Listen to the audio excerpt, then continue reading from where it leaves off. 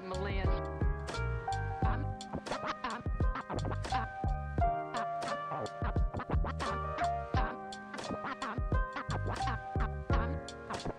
I'm not crazy, Malin. I've just been in a very bad mood for 40 years. 40 years.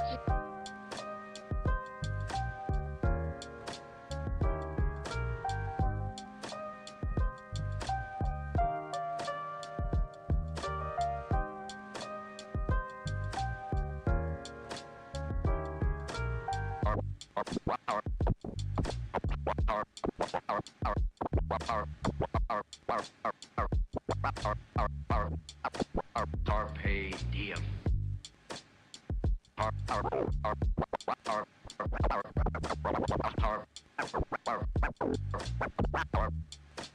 Carpe diem.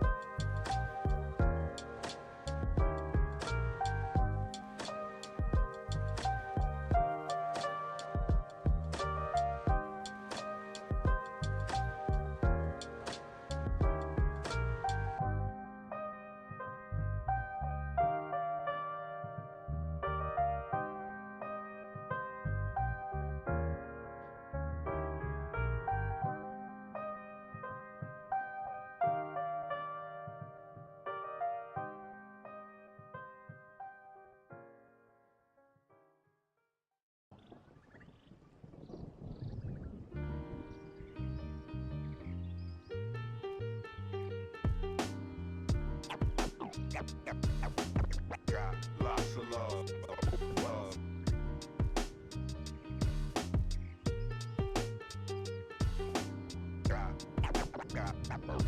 lots of love. Got lots of love. Love.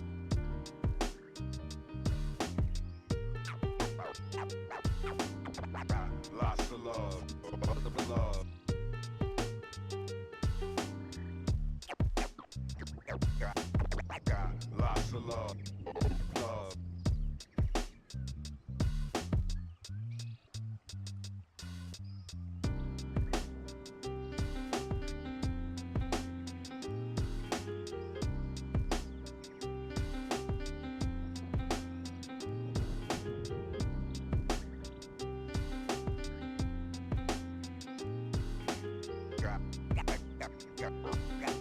Got lots of love. Love.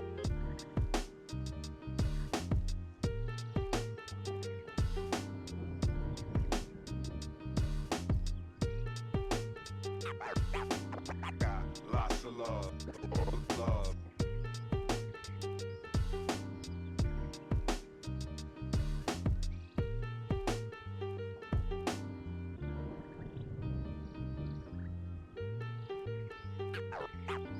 Got lots of love. Love.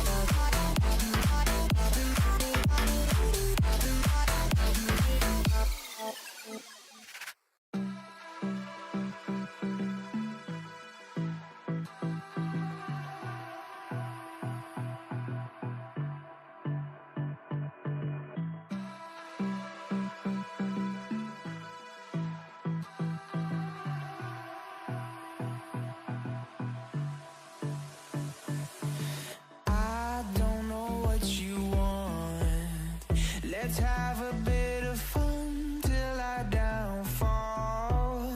My love, if you feel like I do right now, don't say you're on the run to the other side, my love.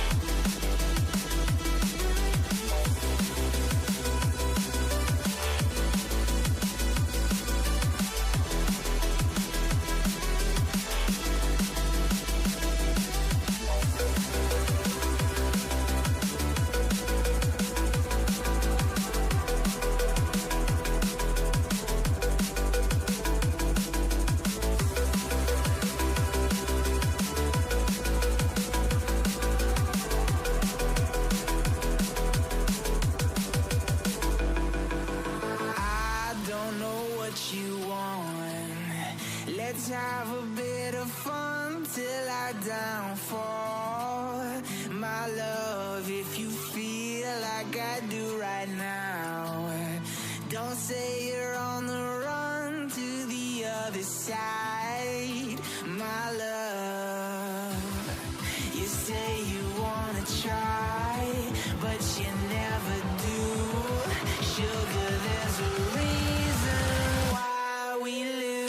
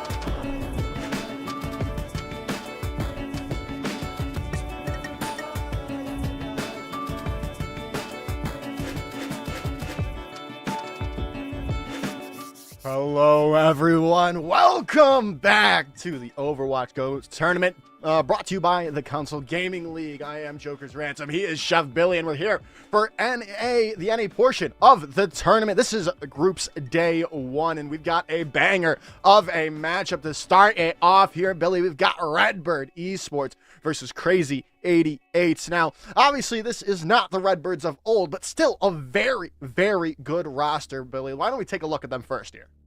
Absolutely. Just come off the EU broadcast from earlier. Saw a console team take a contenders team down. I'm still reeling over that one. But yes, Redbird Esports here. Definitely not the same Illinois State Redbirds that you've seen before. There are some echoes of it with Lethal coming back to the team. But Kaffa, the Australian wonderkid, will be leading the charge on the Reinhardt, suspectedly. We'll see what the other members of this team bring in. Maimon, having just come off a wonderful run with Team Great Britain in the World Cup. We had a wonderful time seeing him. We've got Admiral in here. I mean, we're absolutely stacked here on this Redbird side. But let's take a look at the other side. Crazy 88s, a CGL staple. I have played against them. I have played with them.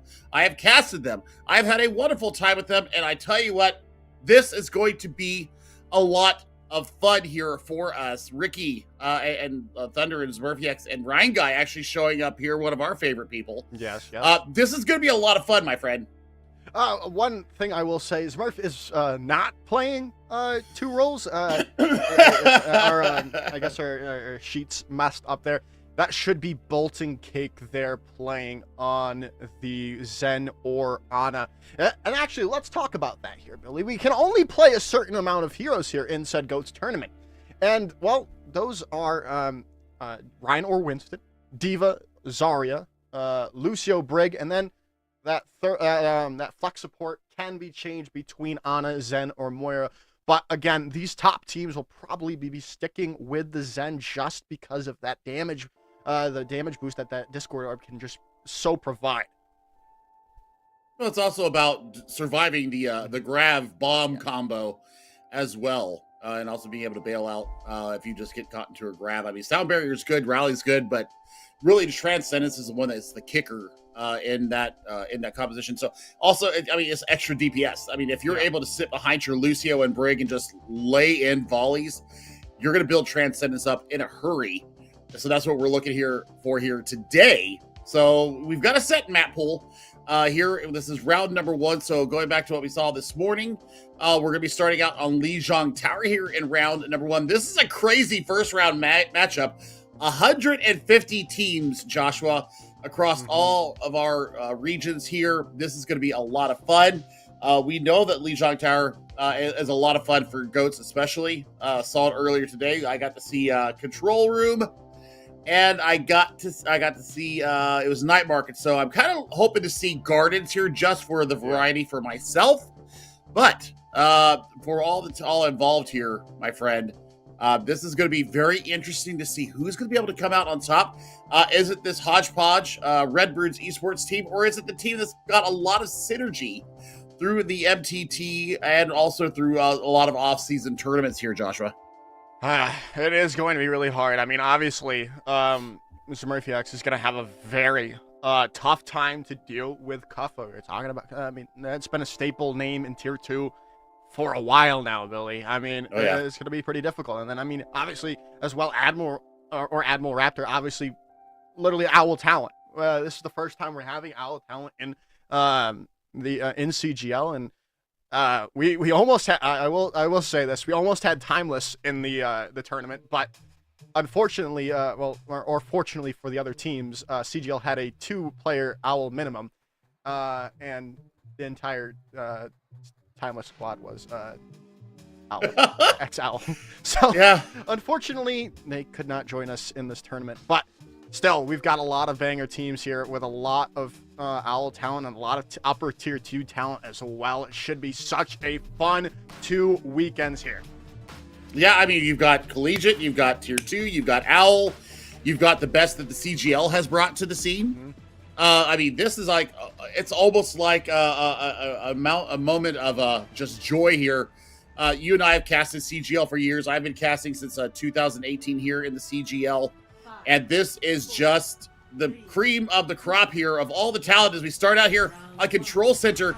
It's going to be about who takes the aggression first and who gets the early picks. It should definitely be the case. You got to see how these Zaryas can build up this charge. Lethal, again, normally a DPS player, so it's going to be a little bit hard, but there goes Murph already, but the trades are going to be there, both onto the Reinhardts, so it's still anyone's point at the moment. Ricky in the backline looking for the supports, but is going to be caught out there by that Discord or by Scylla, and that should just open things up a little bit more into the favor of Redbird here, as now they're pushing this objective, pushing their presence here. Now with the Reinhardts coming back, and Redbird going to be able to capitalize early on, but a nice stun comes through. Bolton takes down Kuffa. Now the grab comes through from Lethal, already built up. There's the Transcendence coming in from Bolton Cake, trying to keep things going their way, and it is going to be going that favor as they've got 2 picks. Admiral and Maimone are out of the fight, and the point is going to flip over to Crazy 88s.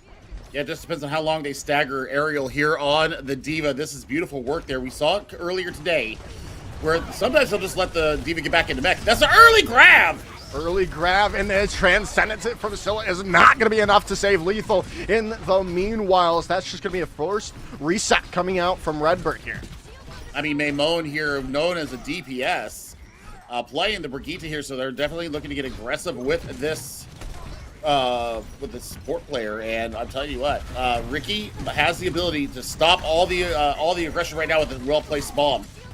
Nice stun does come up onto Murphy there for a moment. There's the grab or the self-destruct coming in, and it's going to take down Lethal out with a shatter coming through as well from Smurfyax, taking now prisoners. It's Crazy 88 keeping things going up to 50% here, Billy.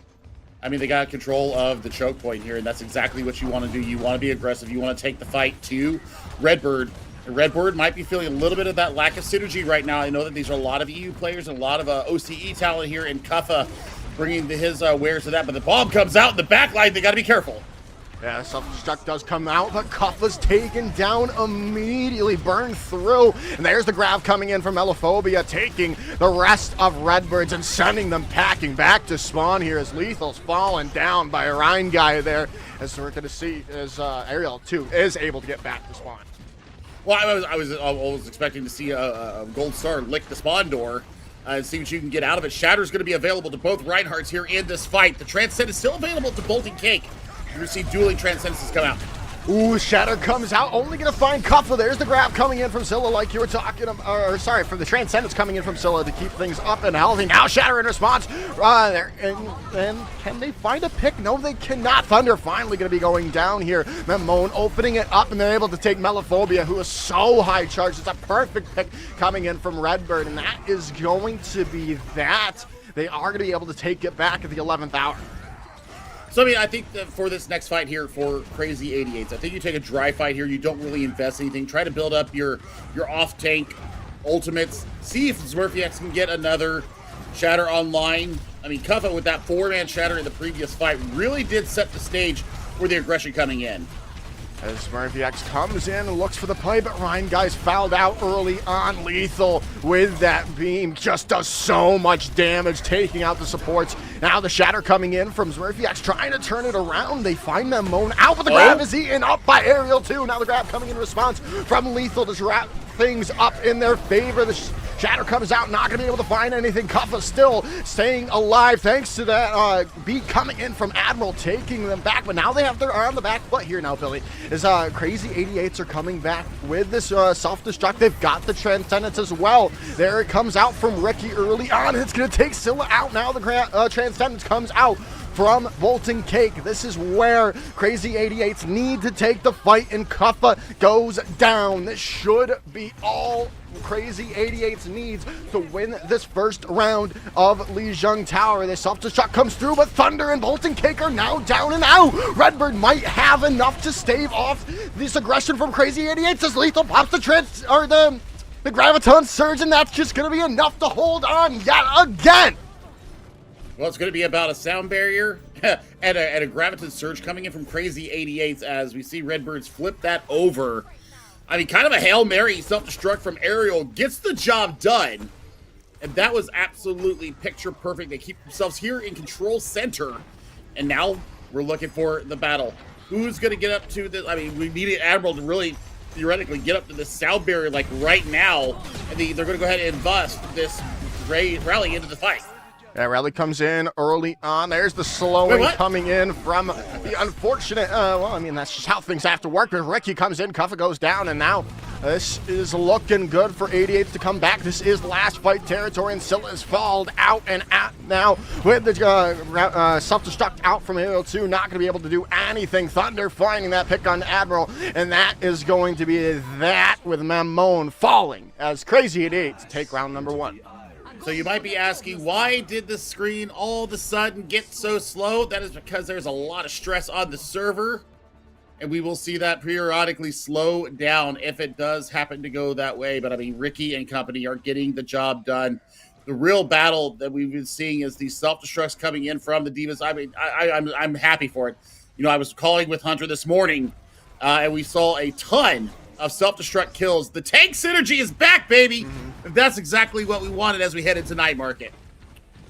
Yeah, definitely. And like you said, I was actually surprised, really, that was the first time really we got that that super slow mode in the fight. It was a lot more prevalent, I feel like, in the last GOATS tournament, but we'll see how it goes forward in the tournament. But right now we're on the night market, like you said, and Kuffa's a little bit behind because of that charge, but a lot of people are low here. Solo's going to go down early on. A nice pick coming in from Ricky early on. Going to be traded back, though. Ryan Guy's going to be felled out, but that's not good at all. DMAC coming onto Aerial 2 and taken down and out of the fight. A lot of damage, no longer to be able to be taken out of the fight here as Kuffa takes down Bolton Cake, but that's just going to be it. That should be Crazy 88s with Lethal and company retreating back to spawn. I mean, Lethal right now is just having a wonderful time here on the Zarya. The charge is good. The bubble management's actually pretty damn good as well. And, I mean, they've got that focus team looking for the back line. Yeah, I mean, they're doing very well, especially for not being a tank player by trade, but we'll see how things get going there, as there's the grab coming out already from Lethal. That's just going to be the wrap that they were looking for. Yeah, good night, Irene, as Redbird Esports come back and take the point. I mean, high charge. You knew that the Diva was looking the other way, so I mean, just a perfect time. That was absolutely well timed. Gets everybody pinned up against the wall. Just kisses them on the lips there and sends them back to spawn. And now you're looking for Shatter from Kuffa. Nice. We'll be looking for it here on the corner. Nice block coming in from Kuffa there onto Smurf. Shatter there. Now the grab coming in from Melophobia. In response, though, the odds are coming through. The sound barriers from both.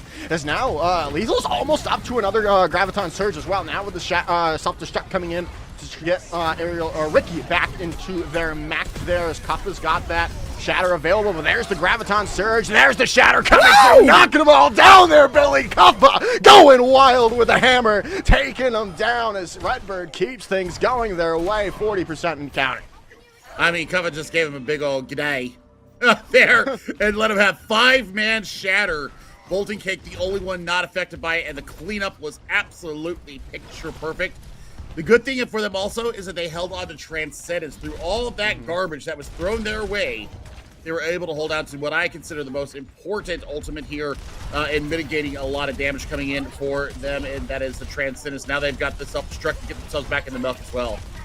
By the way, Lethal's already lapped Melophobia with grabs percentage. But they do find that pick on Maimon, though. Now this could be the change that Crazy 88s were looking for, but Ryan Guy needs to stay alive, needs to build up to that sound barrier of their own. There's the grab coming in from Lethal, taking down Melophobia, still not able to build up to their grab of their own. There's the sound barrier coming in from Ryan Guy. They need to win this fight, and they need to win it now, but Smurfy X going down is not what you want to see. Shatter comes through. There's the Transcendence from Bolton Cake, but it's just not going to be enough. It looks like we're headed to round number 3 of Lijiang Tower here, Billy.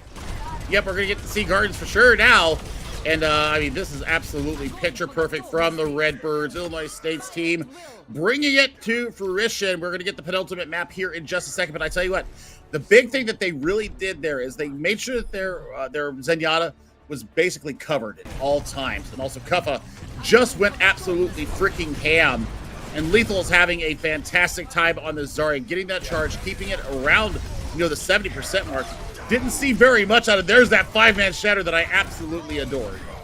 Yeah, well, I feel like that was really the story of Lethal in that entire round, just because we saw them just continuously with that high charge, just being able to lap Melophobia with that Graviton Surge ultimate percentage is huge as well, because that is one of those deciding ultimates in these fights. If you can get a good one and just be able to find those picks, it's just massive for these fights, and we'll see if that can continue here, or can Melophobia come in and meet where Lethal is at right now, as Murph is going to be going so low thanks to that Discord Orb, and while the focusing power coming through, as Murph still trying to stay alive, very low, the healing keeping them up for the moment, but well, we'll see if they can keep things going. What a boot! Charge is going to come through, yeah, the boot coming in, saving them perhaps for the moment. There's the sound barrier already coming up from both from Admiral and Ryan Guy, as Kuffa is going to be the one to find the first pick on his Murph. Shatter is now available. The grab was in fact used already by Lethal as well to help wrap up this fight and get Redbird in percentage already. Transcendence comes through to save out their players as Kuffa's very low, 23 HP. Can they stay alive? Transcendence from Scylla keeps them up and healthy. There's still so much chaos going. Lethal's falling down. Smurf finds Aerial 2. The pin coming through, taking down Thunder, but still, is it enough to keep things going in the Redbird's favor as Kuffa finds another pick onto Melophobia, still somehow, some way alive. The shatter comes up yet again from Kuffa, staying alive, taking down Smurf. Admiral takes down Ryan Guy. They're able to stay alive and keep going, Billy. Oh, Kuffa is him. Oh my. Kuffa just threw down the MTD BDE as well, if you want to be completely serious. Just said, get effed, mate, and send them all back to spawn. That is absolutely what you wanted to see. This is what we are missing from Overwatch right now, my friend, and we are getting a beautiful display. I definitely agree with you there. No self-healing passives in this one at all here, Billy. As Scylla finds Bolting Cake already. It might just be a fight done and dusted here. As they're going to push in. Kuffa, though, going to be a little aggressive and going to go down. There's the sound barrier. It's not going to be in time to save Kuffa's life for the moment. Now they have to back up, as they still do have this Transcendence from Scylla if they do need, and there's the grab coming out now. The Transcendence coming through as the raid boss now comes through from both Mamone and Thunder. Admiral out of the fight right now. They need to be able to find more picks. Ricky very low at the moment, though, so they still need to find something. Smurf in a no man's land at the moment. It's going to go down to Kuffa in the end, but it is going to be traded, and it looks like Crazy 88s have the opportunity to come back and take point control. What a chaotic fight. It all started with a kind of a yellow charge there from Kuffa. Kuffa's like, I don't really care. We're at 99% almost. I'm gonna see if I can get in there and pull a lot of resources. Well, they did. They pulled out the Shatter. They pulled out the Rally. They pulled out the Sound Barrier as well. So a lot pulled from Crazy 88s there in that engagement. Now you're coming up on 5 ultimates here for Redbird. This is gonna be a great take for them. Look for the Shatter from Kuffa. Yes, Kuffa looking for the Shatter. There's the grab coming in from Melophobia, and Lethal's grab is eaten up by Ricky. Gobble, gobble, gobble. Now with the Shatter coming in from Kuffa. They are going to be able to take down Ricky, though. Mamone is going to be falled out immediately after. The trades keep coming through. There's the Sound Bear saving Ryan Guy's life for the moment, and Kuffa's going to fall down, and looks like Crazy 88s are going to keep on going for this next fight. I mean, that's a great result there for Crazy 88s. They were definitely in a deficit as far as ultimates, and now they've turned it back into their favor. And I mean, you're looking for the Rally. You're looking for the Shatter once again from Smurf. We've seen them land quite a few good ones here up against one of the best Reinhardts in the world. Yeah, they're looking really good right now, Billy, but again, anything can change at the drop of a hat with one pick coming in from someone on Redbirds. Smurf has the Shatter available. It's going to come through. It's going to knock down 3. There's the Sound Barrier in response, though. Grab comes out from Melophobia yet again, and Admiral's going to fall down. Transcendence comes out from Scylla. Can they build off of that ultimate? There's the self-destruct coming in, and Aerial 2 not going to find anyone just yet, though. Still, Soundbear comes in from Ryan Guy. They're pushing the objective. Grab comes out from Lethal. Bolton Cake builds up the Transcendence at the perfect time. Can they keep going? Kuffa drops the Shatter, but it's just not enough. The Crazy 88s might have just done it, Billy. 99-0 flip comes through, and there it is. Crazy 88s take map number 1. I am I'm beside myself right now is how happy I am that we are witnessing this. This is a tank battle right now. I know the supports do a lot here.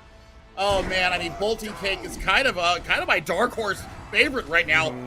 But the Rhine battle, Smurf versus Kuffa, the mate versus the bro, and I tell you what, bro won there and got the work done. Oh man, this is turning out to be one of those matches that you just have to be here to believe what you're seeing. This is GOATS. This is what Overwatch is missing right now. Kuffa versus Smurf is going to be my marquee matchup here throughout this round. Yeah, I mean, we got to keep that. I really like the matchup, honestly, between Lethal and Melophobia, though. I mean, we saw him on, we saw Lethal just kind of dominate everyone on Night Market there, and then goes in next round on Gardens. Melophobia picked it up and really matched Lethal on that Zarya. And that's what they were really missing on Night Market, and that really showed out. They came in, and that's really kind of why Crazy 88s were able to hold on to that round, because Melophobia was able to build up those grabs so quickly. I mean, let me remind everybody, Redbird Esports has 3 World Cup players for their respective countries, plus Admiral from the Spitfire, and they did that. So, I mean, you know, you look at, Crazy 88s, they've been together for such a long time. That synergy is absolutely there, and that's what we need to see. I am absolutely thrilled right now of what we are seeing between these two teams, and I tell you what, we got our map pick already in from Redbird Esports, and it looks like we are heading to, I'm shocked, we're heading to Kings Row. I mean, so again, my thoughts on Kings Row, it's just gone down the drain just because of how much we've seen it over the years, but you can't have a GOATS tournament and not play Kings Row, and that is going to be my mindset going into this tournament, even because unless for some reason we're going to see a team pull up Dive and go to, say, Numbani, or I think Kings Row is probably going to be the map choice every single time. Yeah. That's just how Kings Row is built, and how Kings Row is just it is the quintessential GOATS map.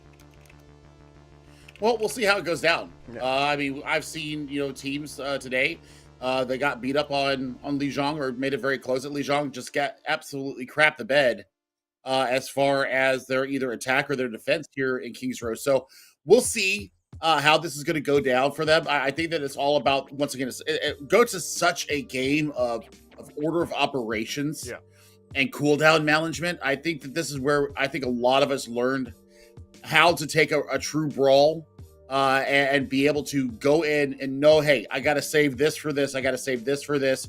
We need to be attacking the discorded target. I think this is where we all learn target acquisition and focus, and also that cooldown management and rotation to keep ourselves up in it. I mean, you and I both played Reinhardt in this. I'm sure you did. I played actually all 3 of the tanks in this, so I got a little bit of a different perspective on it. I played a lot of the Rhine, but I mean, those bubbles, so important for us here in this game. Yeah, I was very much either Rhine or Zarya. I still can't play D.Va to save my life, so I never played D.Va, but yeah, it was Rhine Zarya for me, and I mean, I miss it, man. I miss tanks. I miss doing with tanks, Billy.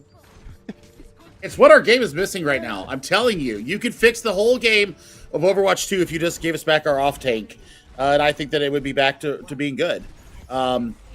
You can tune stuff, you can make it better, but we'll see as we're looking over the shoulder of Zwirfiax here. Thanks out to Lottie and Hippie here, giving us the best views that we could possibly have. We're looking for a nice rotation from them coming through the hotel. They may have caught him with their pants down. Yeah, they might have charge comes through, but still no one going down quite just yet. Is waiting it out, waiting to see who makes his first mistake. And the fight is Scylla looking to rain damage from on high, and there it goes. Murph's gonna be the one to go down first and foremost. That should just be Redbird taking this fight here and now. Thunder is going to pop Rally, though, and try to change this fight back. I mean, you have the spawn advantage, so it can be turned quite quickly if you can find a pick onto someone like Kuffa here, but not going to be the way. But hey, they've got the respawns back, and now they're forcing Redbirds back for the moment. Aerial 2 has to go back. Did get quite low for the moment. There's the grab coming in from Melophobia and Lethal. There's the both self-destruct coming in from Aerial 2 and Ricky coming out now. Shatter dropped down onto Smurf and company though, but still no one's fallen quite just yet as Crazy 88s have already got a capture on the point. Now second point captured here. They have to get onto the point here now, but Lethal's fallen down. That might just be it for the defense of Redbirds here. But hey, Smurf is going to fall down. Kuffa quickly going afterwards. It's a grab already built up yet again by Melophobia, keeping things going for the moment. Aerial 2 dipping and diving, juking and weaving, but still goes down in the end. As that is going to be that with Admiral falling down. Crazy 88s take point number 1. Yeah, I mean, we're already a third of the way towards another grab, so I mean, late staggers coming through. Yeah, push up forward here. Melophobia definitely understanding they need to take space from this highly aggressive team. That's exactly what they need as Shatter comes out. Shatter comes out, but you take out Transcendence from Scylla. You didn't get anyone down with it, but you'll take that trade all day, every day. Grab gonna come in. There's Transcendence coming out from Bolton Cake to keep everyone up and healthy. There it goes. There is the super slow-mo, the Ryan guy with the sound bear coming out. Grab comes out as Thunder falls. Smurf falls. Lethal coming in. Clutch with the picks for Redbird as they come back strong and, well, stop them before they even get past this first corner here. I mean, that's a fantastic result for them to being able to turn the fight in their favor. That was a great worm burner of a self-destruct that just got behind everybody. Even being locked up in the grab afterwards, they had all that they needed right there. And now we're looking for what can Ricky get done with their own self-destruct. We shall see right now, Billy, as they're waiting things out at the moment. There's the there's the self-destruct coming in.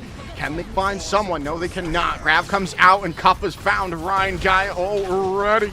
As that should just be the fight done unless something's changed quickly. Charge comes in from Kuffa, forcing back Crazy 88. Smurfiak's gonna fall down, and well, the rest of Crazy 88s are really caught between that damage coming out as Kuffa charging forward. I mean, they've got Ricky, staggered out. That's a horrible stagger. 3 minutes on the clock, and they are no farther getting through the streets than Bookstore right now. And Skyle has this Transcendence ready to go for the upcoming Graviton Surge from Melophobia, but Multicake has their own.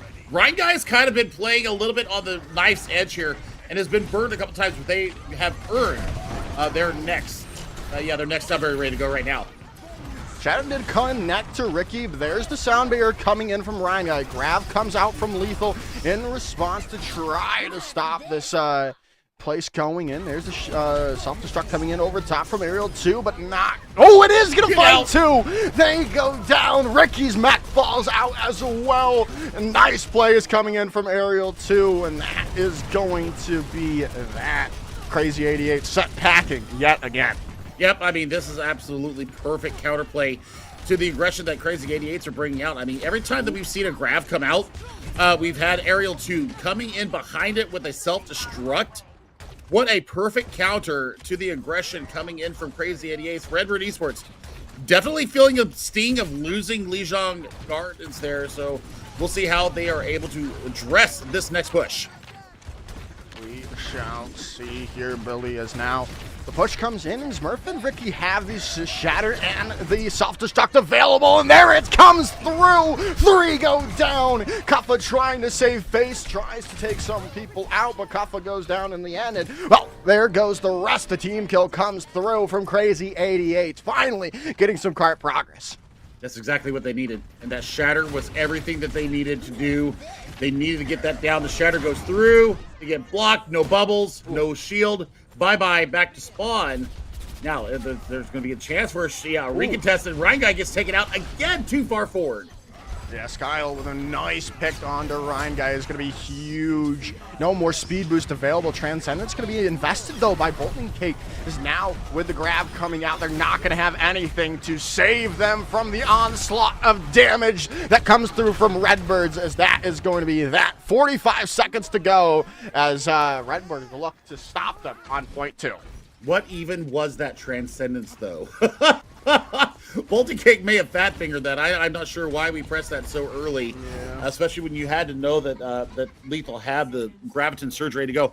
Looking for a little bit of different pathing here, maybe a little bit of sneakiness. I mean, they got 25 seconds to get themselves back to the point. Both support ultimates ready to go here for Redbird Esports. The rally not too far behind. Crazy 88s are going to have a very damn hard time getting into this. Well, the grab's going to come out from Melophobia. Transcendence, though, is going to be there. Shatter comes through and from Smurf as well, but still nothing really quite just yet. Shatter now comes through from Kuffa. Drops them all down. Billy, the self-destruct comes through. Forward goes down. Redbirds are going to be able to hold on to point number 2 here, Billy. Kuffa just slapped it out and threw it on the desk there. There's no other way to put it. Just absolutely slapped it out there and said, I'm the better Ryan. That's all that is. That's all that is, and good night, Crazy 88s. Your push is done. I mean, the self-destruct on the back of it, Ariel is playing so well synergistically with Kuffa and with Lethal, knowing when to go in. I mean, look at this. Once again, all the resources, and Ariel in the back, once again, taking out the back line and getting it done. Ariel has had a fantastic freaking match here on the Diva. I mean, this is a great one too. And it was on the back of a Shatter, but this last one, absolutely doing it again. Oh, just disgusting. I mean, we knew Ariel 2 was very good. We saw them in the Swiss Elite series that we casted a couple weeks back ago. I mean, and they definitely caught our attention there. Now, just continuing to show why they are definitely a top tier tank right now. I mean, can you remember back? They were playing a main tank too. I think they were playing Ramatra and Zarya as well. Absolutely gifted. This young gamer here. I mean, Redbird Esports. This is exactly what they needed. They have a definite win condition now. They know where they need to get. And Crazy 88s needs to now up the ante on their defense here, because Redbird Esports.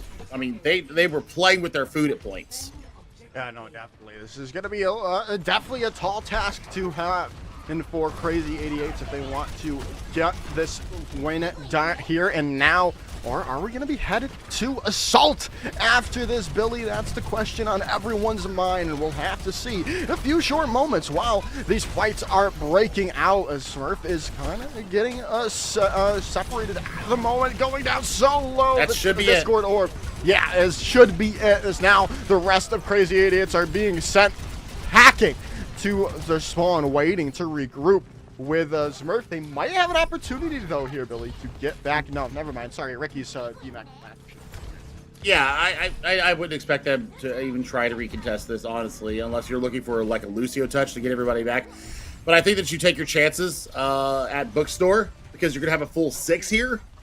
And, I mean, with Ricky coming up on this self-destruct already, you might have a chance to kind of catch Redbird Esports in an over-aggressive spot and be able to kind of turn the tables on what they saw happen to them during their attack phase. And now, let's see here as they come in. Kuffa's gonna have the Shatter available, vastly outpacing Smurf at the moment. That can change, obviously, with a couple pass-throughs through the Graviton Surge. There's a Shatter, self-destruct coming in. There's the Shatter comes out from Kuffa as well. Still, no one's fallen down quite yet. Now with Ariel 2 popping their own self-destruct again. No one's falling quite just yet. It's just a bunch of back and forth. But Smurf, the one to go down. The trade is back there immediately onto Kuffa, keeping things at a standstill. But Redbirds are just pushing forward right now. They've got this cart progress, and they're still keeping it for the moment. Melophobia very close, though, out to this Graviton Surge that could be the difference maker. They've got it online, and there they go. Gonna be using it. No support ultimates to save them at the moment, but they just can't push into them there, Billy. This is just not looking good. They've got the respawns now. There's the grab coming in from Lethal, and that's just gonna be it. I mean, there's all the picks going their way. It's gonna finish it. I mean, absolutely perfectly played here from Redbird Esports. They never hit the S button, by the way. Never, ever said no to a fight that they couldn't take, and they absolutely steamroll Crazy 88s. The time bank was over 4 minutes. Let's just put it that way. As they get the capture there. Kuffa owned space. Aerial was the mitigator for this Redbird Esports team. So good. The shatter into the self-destruct. Absolutely perfect. A 5K there. I don't think they get the I don't think they got it. Yeah, they didn't get the full ace, the 6 ace there, but you know, I mean, what we saw there from Crazy 88s, I mean, they're just getting bullied. They're not catching the aggression from these corners. Yeah. And Ariel has just been one of those players that smells the right opportunity to let loose. Yeah, this has been great stuff. We're getting pretty much an Aerial 2 highlight reel there for the moment. There comes a Ricky shatter or self-destruct kills as well. But I mean, it's just some great synergy, like we keep saying, from this Redbird Esports squad. We don't know how long they've been together, or it's a team that was built together for this team, or for this tournament.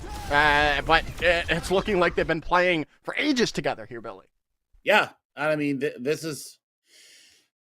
I'm going to be a broken record, but this is what we are missing right now in Overwatch 2. Is we are missing the take lines. And I say that plural because we only got one take. They took away our beloved off tank. That's what's missing in this game right now.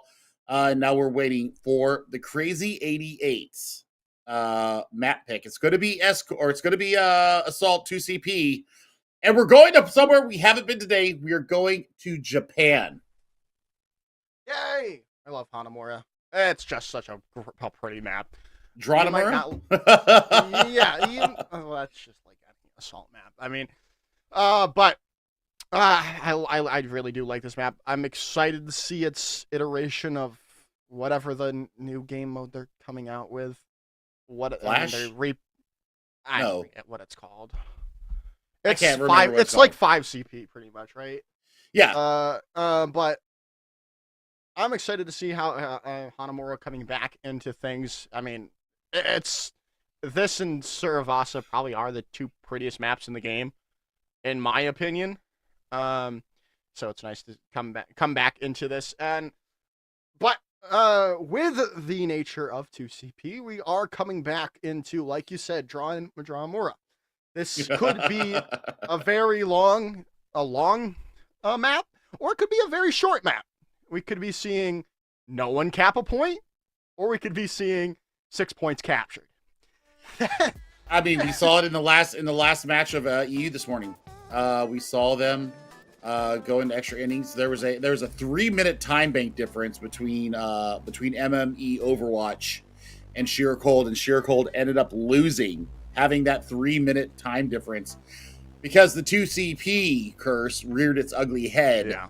And really kind of threw them to the wolves. I mean, there's a full 4 points captured by enemy, and then we saw Sheer Cold not even be able to capture the first point. So, I mean, this is a potential here. There's potential to give us a fourth map as well. That's the bonus to 2CP, is that we might get extra Overwatch into this, and nobody is going to be against that. But this, Bull Skunk and I, we agree on a lot of things, but this is the one thing that we really agree on. This is the most aesthetically pleasing map. Oh, yeah. I think in the game, Suravasa is a very, very close second for me now. I love the way that Shambali is kind of laid out. It's kind of stark and barren. It's icy, it's cold, it's windswept. I love it. But I think that just the colors here, the cherry blossoms, the sakura, and then, the gameplay here. I haven't played this in probably 2 years. And I'm starting to already get PTSD from feeling like I need to push through this choke. and take space. And I'm looking for a Bastion up on top. I know we're playing Ghosts right now, but usually you had a Torb or you had somebody up on top here. Yep, I'm getting all the PTSD for this again. Thank you very much, CGL, for bringing back the goats. Where's the Symmetra that you Where's the Sim teleport TP? Where's the Sim TP? Go Sim! Ricky, go Sim! We'll see here. We'll see how this works again, yeah. This is really why these maps are very difficult to come through. It's just that one little choke to get through the point, but a nice wraparound already coming in from Redbird. Not very low and going to be able to get into this high ground. Now the rotation's coming out. Going to be Matt here as well. Or are they just going to be, oh, they are just going to try to take down a nice little peel coming in from Ricky to keep things up, but while they're peeling for their Zen, they're losing out Smurfy on the point, and that is just going to be a quick capture, it would seem, by Redbirds, as long as nothing changes drastically, as again, that could quite happen here, but Thunder is going to fall down, Ricky is going to get DMAC'd, and yeah, that is going to be a quick capture, but again, 2 CP point 1, it's pretty easy to capture, right? Now well, you go into point number 2 here. I mean, yeah, this is where the real game starts. 6 minutes on the clock as they head towards point B. And high ground here is always going to be at a premium. And it's somebody who's going to dare to touch the point and pull the rotation off the top. Well, Smurf is going to come through, takes down Skyla early on in that fight. Not going to be able to use their Transcendence for the moment, but now an Aerial 2 is going to come through. Going to be a DMAC as well. Self-destruct, not going to find anything, but Mamone finds out Smurfy X, and now, you know, we were talking up how difficult point number 2 could be as Mellophobia's grab gets eaten up as Aerial 2 still alive, able to get back into Mac. Now, this is all almost over here, but now the mad dash from the Swan comes in from Crazy 88s, but there's the DMAC on the Ricky. This is not looking too good here for Crazy 88s right now. Skyla dueling out the Baby Diva in the back line, finding Ricky out, and that might just be it with the Transcendence coming through. Trying to hold on is Ryan Guy and Mellophobia, but that's just not going to happen. Redbird Esports with a blistering time bank of 4 minutes and 53 seconds. And I'm so glad that Lottie, one of our wonderful observers here, was able to show us that that 1v1 with Skyle onto Lethal playing. Onto Ricky on the Baby Diva form. That's what the Zenyatta brings, is those volleys. It brings the extra damage, brings the Discord into play as well. The eat was absolutely perfect here. What a masterful take a point B here of Hanamura. Crazy 88s, they're up against it here. They've got a massive time bank that they're staring down. This is where you need to breathe. This is where you need to rely upon your teammates. Go in with the flow. You have to do this methodically and you know, very mechanically sound. You almost have to be robot-like. You have to throw it outside of your mind and get yourself back into the game and say, you know what? We can do it just as fast as them. Let's match time banks here. You go for some ramen, Billy. You know, I would probably go to that ramen shop if Hanamura, or well, this Hanamura was real, right? You know, but we'll see. Hey, what? I'm hungry, dog. I mean, I'm all about the ramen. You know this. I mean, you guys have seen my Twitter enough. I've got lots of noodles on my Twitter feed. I could go for a bowl right now. Shin Ramyun sounds really good right about now. But what's more important is what is Crazy AZ88 going to be able to accomplish here? Good God, Ryan Guy almost got blown up once again. Yeah, it's not going to... Oh, Smurf, though, is going to be able to take Mamone out of the fight. That's disastrous for Redbird. But, again, they have to break through this this choke that Redbird has in their advantage right now. But Kafka and Aerial 2 is so low, going to go down. Well, at least for the moment, the mech is down. There goes Aerial 2 out of the fight. And now... yeah, it's just going to be a nice rotation for Crazy 88s. Lethal's going to fall down. Skyla falls quickly afterwards, and that's the first point captured by Crazy 88s in a pretty similar fashion. Faster. It's as a matter of fact, it's 16 seconds faster than what we saw Redbird Esports go with, and now they've got a full head of steam. They got the speed ready to go. Ryan Guy's going to have he's going to win the sound barrier battle. Yes, now Oh, yeah, they do have that sound barrier already up. Skyla does have the Transcendence available. The Shatter comes through from Smurf. A lot of people are down, but no one has fallen quite just yet. Transcendence there from Skyla, saving them all from Malaphobia's grab. Shatter into the corridor, takes them all down. But again, still no one has fallen quite just yet, thanks to Bolting Cake using that Transcendence. But Thunder's all alone. Now Smurf falls down. Grab being used by Lethal to finish things out, and that should be the hold coming in from Redbird. I mean, it was a dynamic first fight, but yeah, I mean, I think a little bit of a hopeful early sound barrier coming in from Ryan Guy. I think that you hold that until you're sure that you can win the fight and try to pull something out. You don't have to be so aggressive with your support ultimates, because now you're going to be below the time that Redbird Esports has put up, and that puts a lot of mental pressure on you as you approach the second CP point here. Ricky, self-destruct, ready to go. We'll see how Smurfyax and Ricky can get this done here. Cuff looking for the low ground rotation. Yeah, Comfort gonna be just dropping on from up high. The Shatter comes out. Aerial 2 is going to be D-Max. Shatter or self-destruct coming out, and Ricky is gonna take down Aerial 2. It's the perfect opening that Crazy 88's needed. Now Kuffa is gonna fall down. This should be, well, at least the first point captured and probably the second one. Now we've got to see if they can hold on to this point, or is it going to be or are they going to get 2 CP'd here, Billy?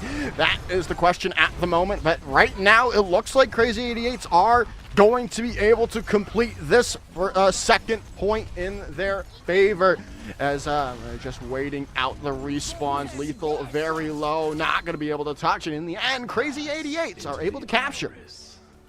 And the fact that Redbird Esports wins the initial fight gives them this 40-second or 50-second advantage going into the extra innings. Now, there's a lot of time for ultimate rotations. We're going to see Crazy 88s come back out on the offense, so they're going to have that advantage as well. There's something to be said about being able to come back from attack to attack again. Even though you've got less time, you're in that attacking mindset. You're in that offensive mindset. I mean, and Ricky doing very well with that self-destruct, my friend. So this, for me, I'm going to give a little bit of an edge to Crazy 88s just because they just came off of that attack phase. Yeah. Redbird Esports needs to, once again, needs to watch their 6 because, I mean, Smurfyax is not afraid to pin in, especially if bubbles are available. This is something that I always ask for, and I got to hear it a couple of times while we casted. Think about MTT7, MTT8.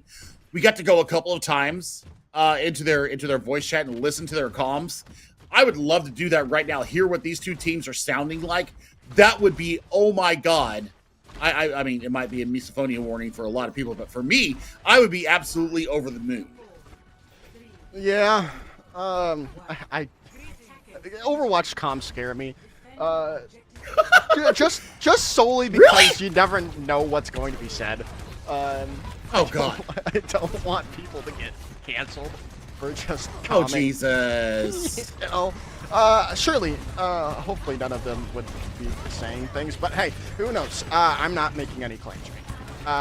This isn't console watch. yeah, true, fair enough. But right now, the fight is being broken out, and a lot of people on Crazy 88s are quite low at the moment. They haven't really been able to break through this first point like they would have hoped to, like that first round. But now a nice little play coming through, a nice little engage now going to be coming in, dropping on top. Ryan Guy already built out both Admiral and him, putting out the sound barriers early on. But Smurf is very low at the moment. Very close to the Shatter, though, is Smurf at the moment. There's going to be the rallies coming in, though, from Mamon and Thunder. Grabs coming through.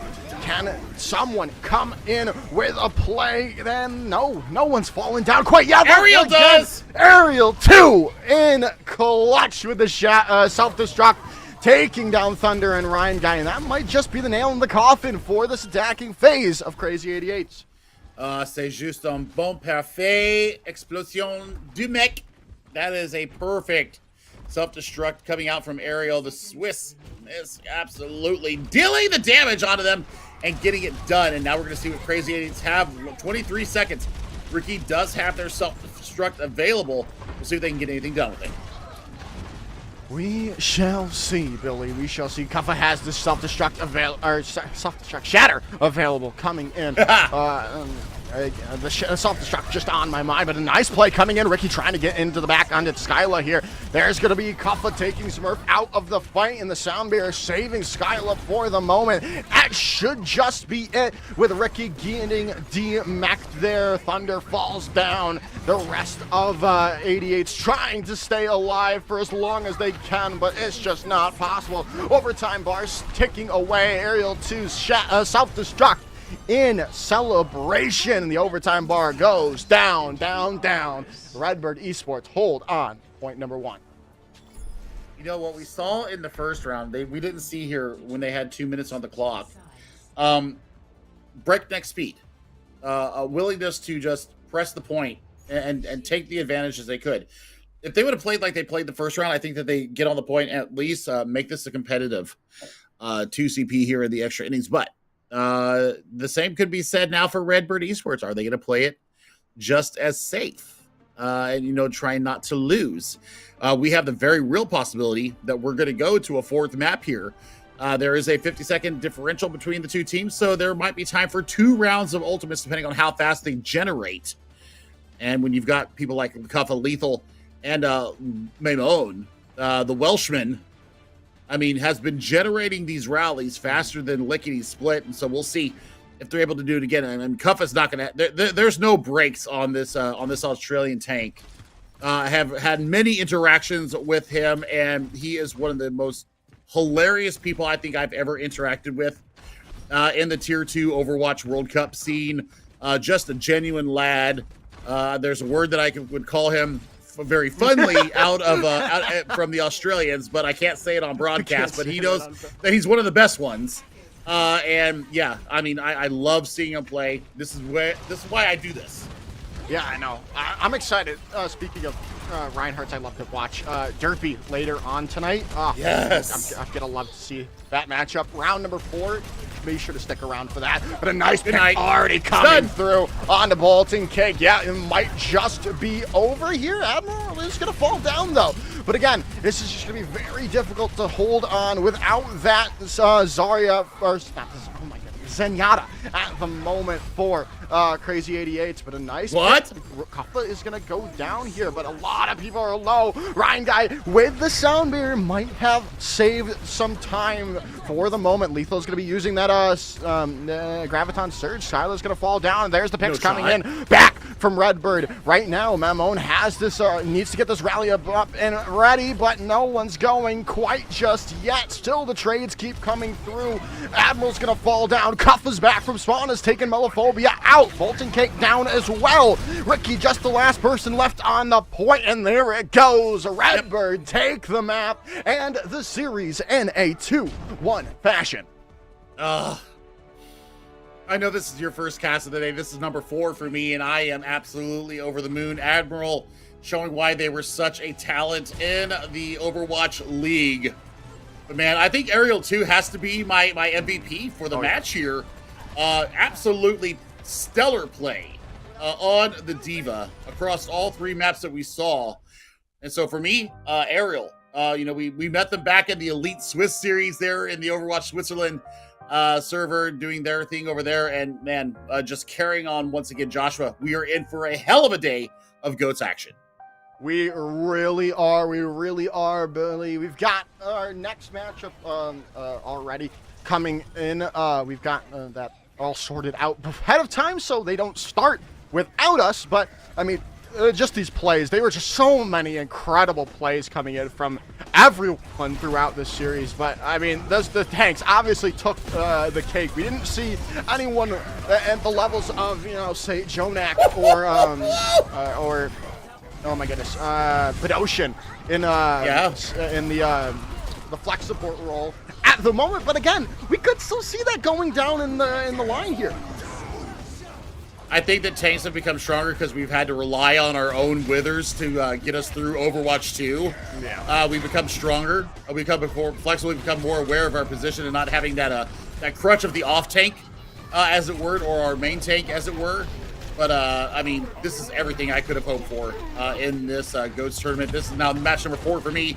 And you know what? We got 3 more after this one. So, folks, don't go away anywhere. We're going to go ahead and get this next match set up. We might start a little bit earlier than even what we might have expected. So, keep it on, keep it stay tuned, and we'll be back with you in just a few minutes.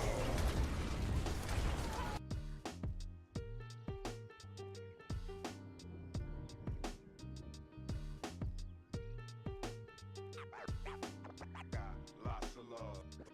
Love.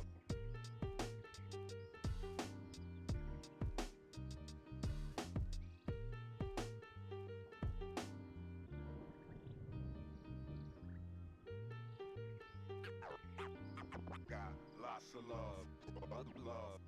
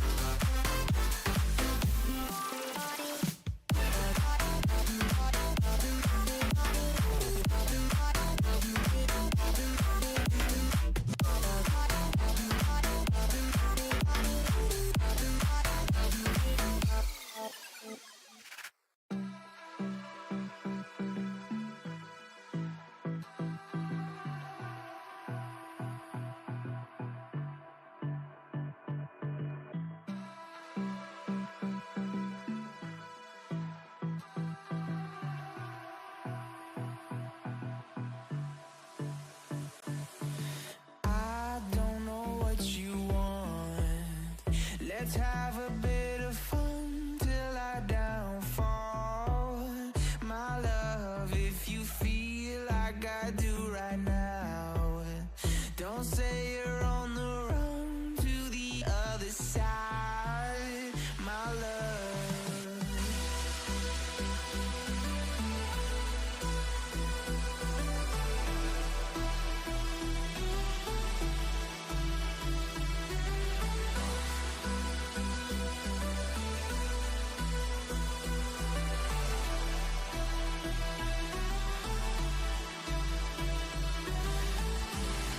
You say you wanna try, but you never do.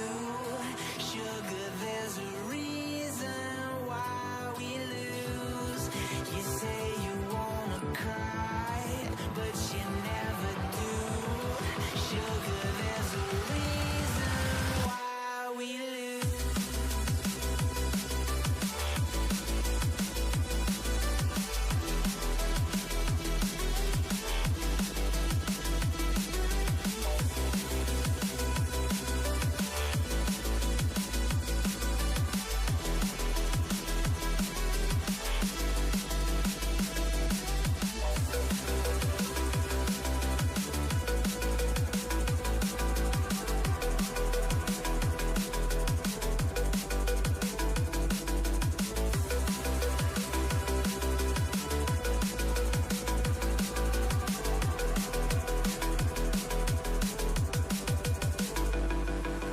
I don't know what you want. Let's have a bit of fun till I downfall. My love, if you feel like I do right now, don't say you're on the run to the other side, my love. You say you wanna try, but you never do.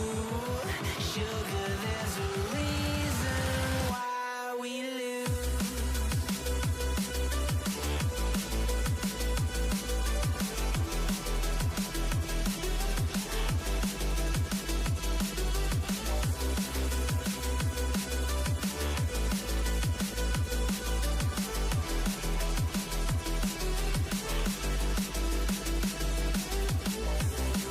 You say you wanna try, but you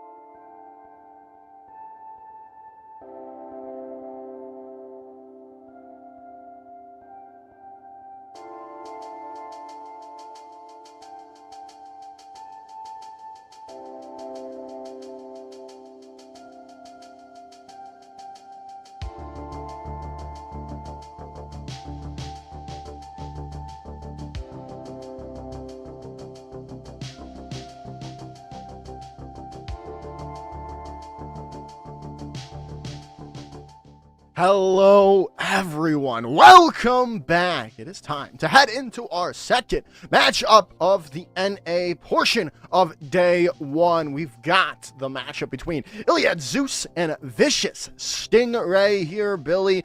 Again, well, maybe not as a high-profile matchup as our first one. Still, should be a very good matchup nonetheless. Yeah, Iliad Zeus is a team that I actually had a chance to cast back in their namesake tournament a few months back. They're having another one coming up at the end, or I'm sorry, in the middle of February. The Iliad Esports org is going to be holding their own little tournament in mid-February, but definitely got a chance to see this Iliad Zeus team and people to look out for. Banana Bread, one hell of a support. Z-King absolutely will own in the main tank role, so we will see how they come out here and be able to go up against this Vicious Stingray team that, you know, we've got a chef there, which I'm always happy to see, another fellow chef. And Dilly Bear, I'm actually kind of excited about that name right there. But you know what? We're looking at everybody else there. We'll see how these two teams are able to match wits here in second round. We're going to be starting in Nepal for our second map, as we have set map types here throughout the rounds. We'll always know where we're starting. Yep. Li Zhang was round 1, and now we're in round 2. Yep. It's just, yeah. Okay. Yes, Nepal, Billy. That is where we're headed. I'm like, I was just when you were talking about, I'm like, wait a second. I thought we were starting on Li Zhang Tower, but then, you know, you reminded me.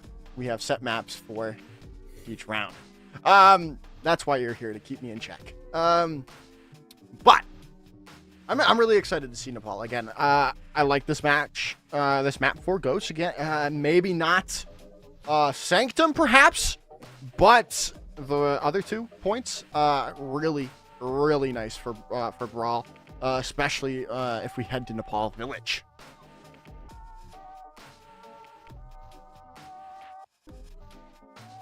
I'm not sure if I lost Joshua there or not, but yeah, we're going to see what happens going on here. I mean, Village and Shrine are going to be the 2 maps that, you know, we'll get the best of goats out of when we head to Sanctum. That one gets a little bit wonky, but also gets a little bit more exciting, especially with self-destruct and some weird grab points as well. So, Joshua, I mean, as we get ready to head in here, it's Iliad Zeus versus Vicious Stingray. And I mean, I'm looking forward to it. I'm looking forward to seeing what we got coming out the gate. Yeah, I'm also very. Can you hear me, Billy? I can hear you. Yes. All right, perfect. I thought. Okay, good. You can hear me. Good. Now, yeah, we are starting off here. I think this is Sanctum. I'm not sure because we're only looking at the drop ships at the moment. But. We will see here in a second where we are. This is Sanctum. Yes, it is. Yeah. No, it's not. It's not. No, Jabin, it's Shrine. It is Shrine. Yeah, I was waiting to see because I couldn't tell by the dropship alone. But then Hippie said the elephant one, and I still didn't know which one it was. But now I know we are on to Shrine, and well, we're already seeing Z-King very low at the moment here. Dilly Bear going in with that hammer, just doing so much damage, building so much art charge already, up to 84% and counting on this for this shatter. But Dark very low. A lot of people on Vicious Stingray very low at the moment. A nice play oh my lord through as Z-King knocks them all down after Dilly Bear goes back to spawn. And well, the rest of Vicious Stingray meets him there as Iliad Zeus starts off strong. Free shatter there. Gets the full value on the back of it. That's a 4-man shatter. They clean up very nicely on the back of it. Now they're going to have 3 support ultimates going in this fight. Vicious Stingray, though, they're going to have some options here. We're looking really for Dark to get that charge up once again. Sui is holding on to their charge. And I mean, looking at the back here, Aloe is just having a great angle on them. Yeah, very good stuff from Aloe right now. Going in. The Shatter, though, does connect to 2, but there's the Transcendence and the Sound Barrier coming through. So we going to be using the Graviton Surge as well. No one's going down quite just yet. Dillybear, though, very low. Going to be stunned up and taken down by Aloe. Self-destruct comes through, but not going to find anything from Chef Murloc there, as this is yet again Iliad Zeus coming in with the fight win. I mean, just great patience there, great rotation there as well around the shrine in the middle, Joshua. So, I mean, this is exactly what they need. And a really late stagger on the Baby Blue. So this is going to be really space for them to take the map control here from Vicious Stingray and not allow them to get back into this fight. Dark does have their Graviton Surge, but Aloe is looking for a snake here, and they're going to make this high ground rotation. I like this. Yeah, definitely a little. Oh, Z-King? They don't know. Oh, Eldo Sabe. The Shatter comes through! Drops down 4, and that is going to be the play coming in yet again. Iliad Zeus going to be able to hold on. Transcendence forced out as well, trying to hold on, but it's only going to be for a moment. Sui takes them down. That's going to be round 1 going the favor of Iliad Zeus. I mean, allez. Je suis Iliad Zeus. I had to because as I am. Oh, my lord. I mean, Z-King just let him have it. And that's exactly what you want to see coming out from them. So, as we head to Sanctum, I talked about it in the beginning. This is kind of the wonky one. You can, lock people up in choke points here as they're trying to dress the point. You can look for some YOLO kind of hidden self-destructs that, kind of worm burn along the walls and then all of a sudden pop out over the top of the point and you don't know where it's coming from and might catch 5. I mean, who knows?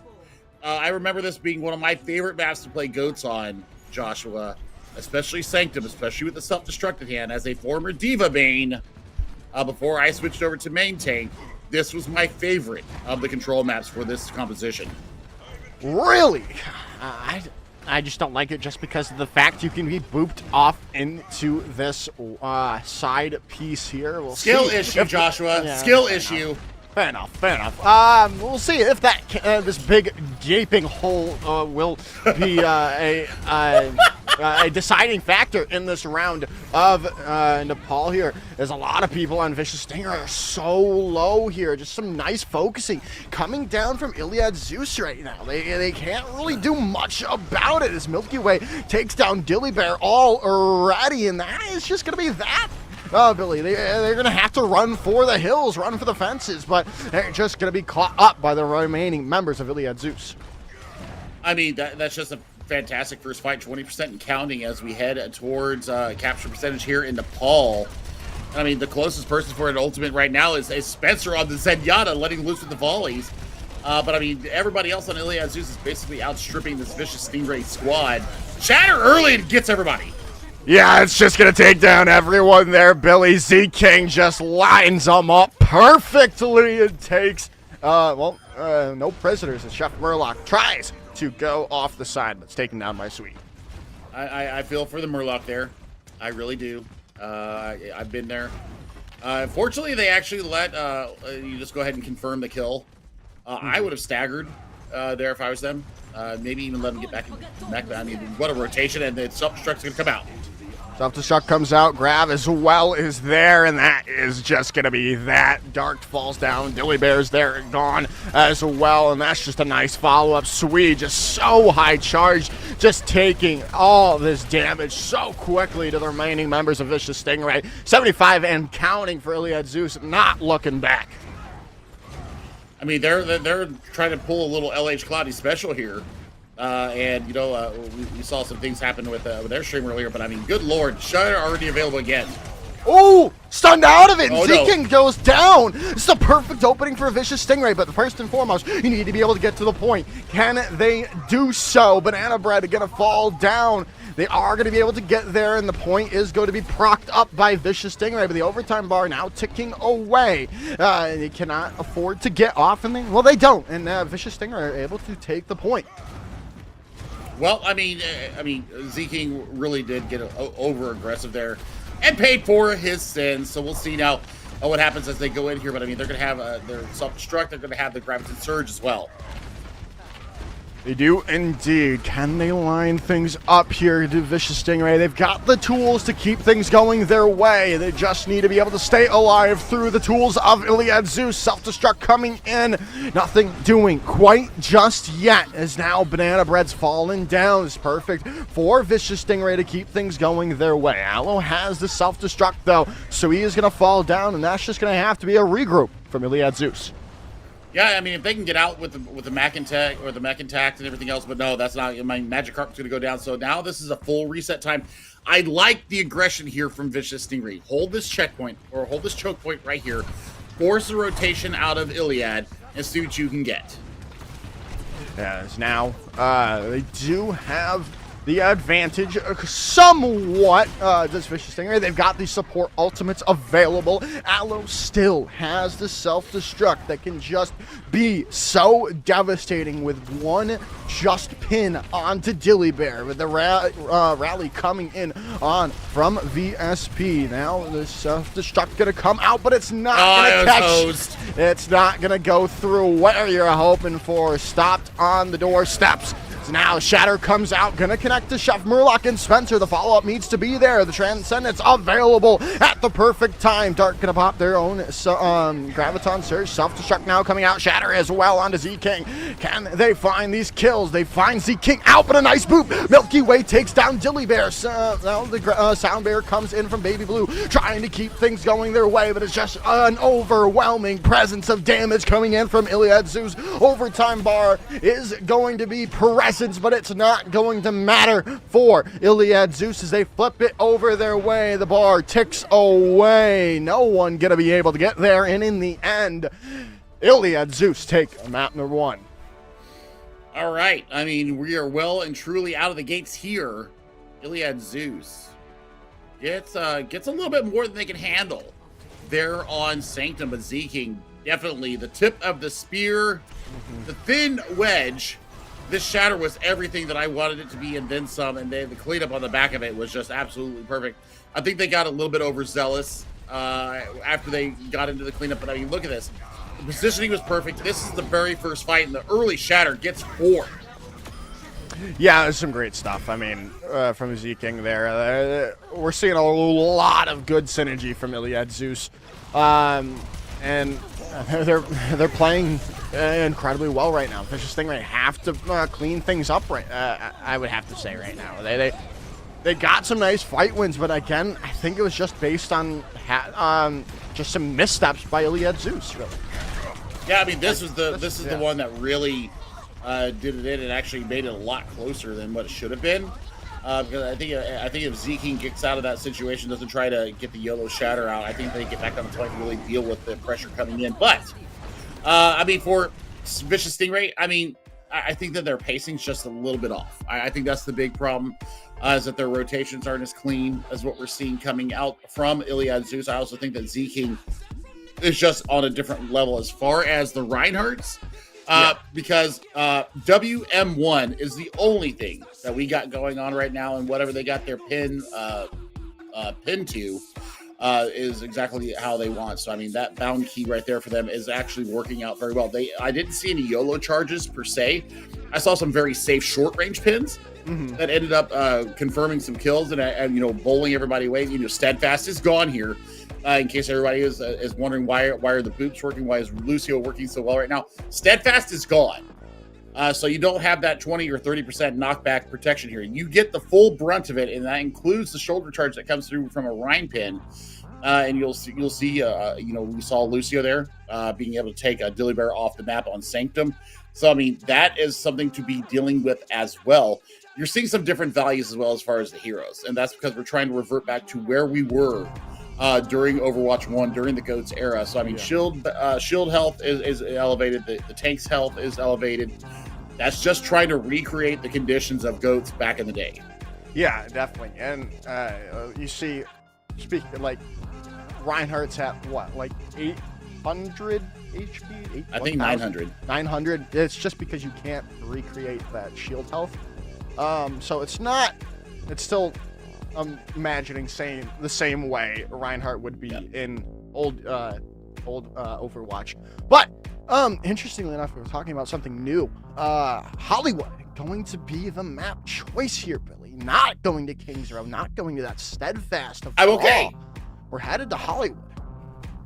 I'm okay with this. And I mean, if everybody remembers back in the day, Dafran Yes. one of the most iconic rollouts going into point 2 ever, going from the elevator, using the right click to get themselves elevated up with a little bit of a speed boost, and gets in on top of the opposition and lets loose with the Graviton Surge right here.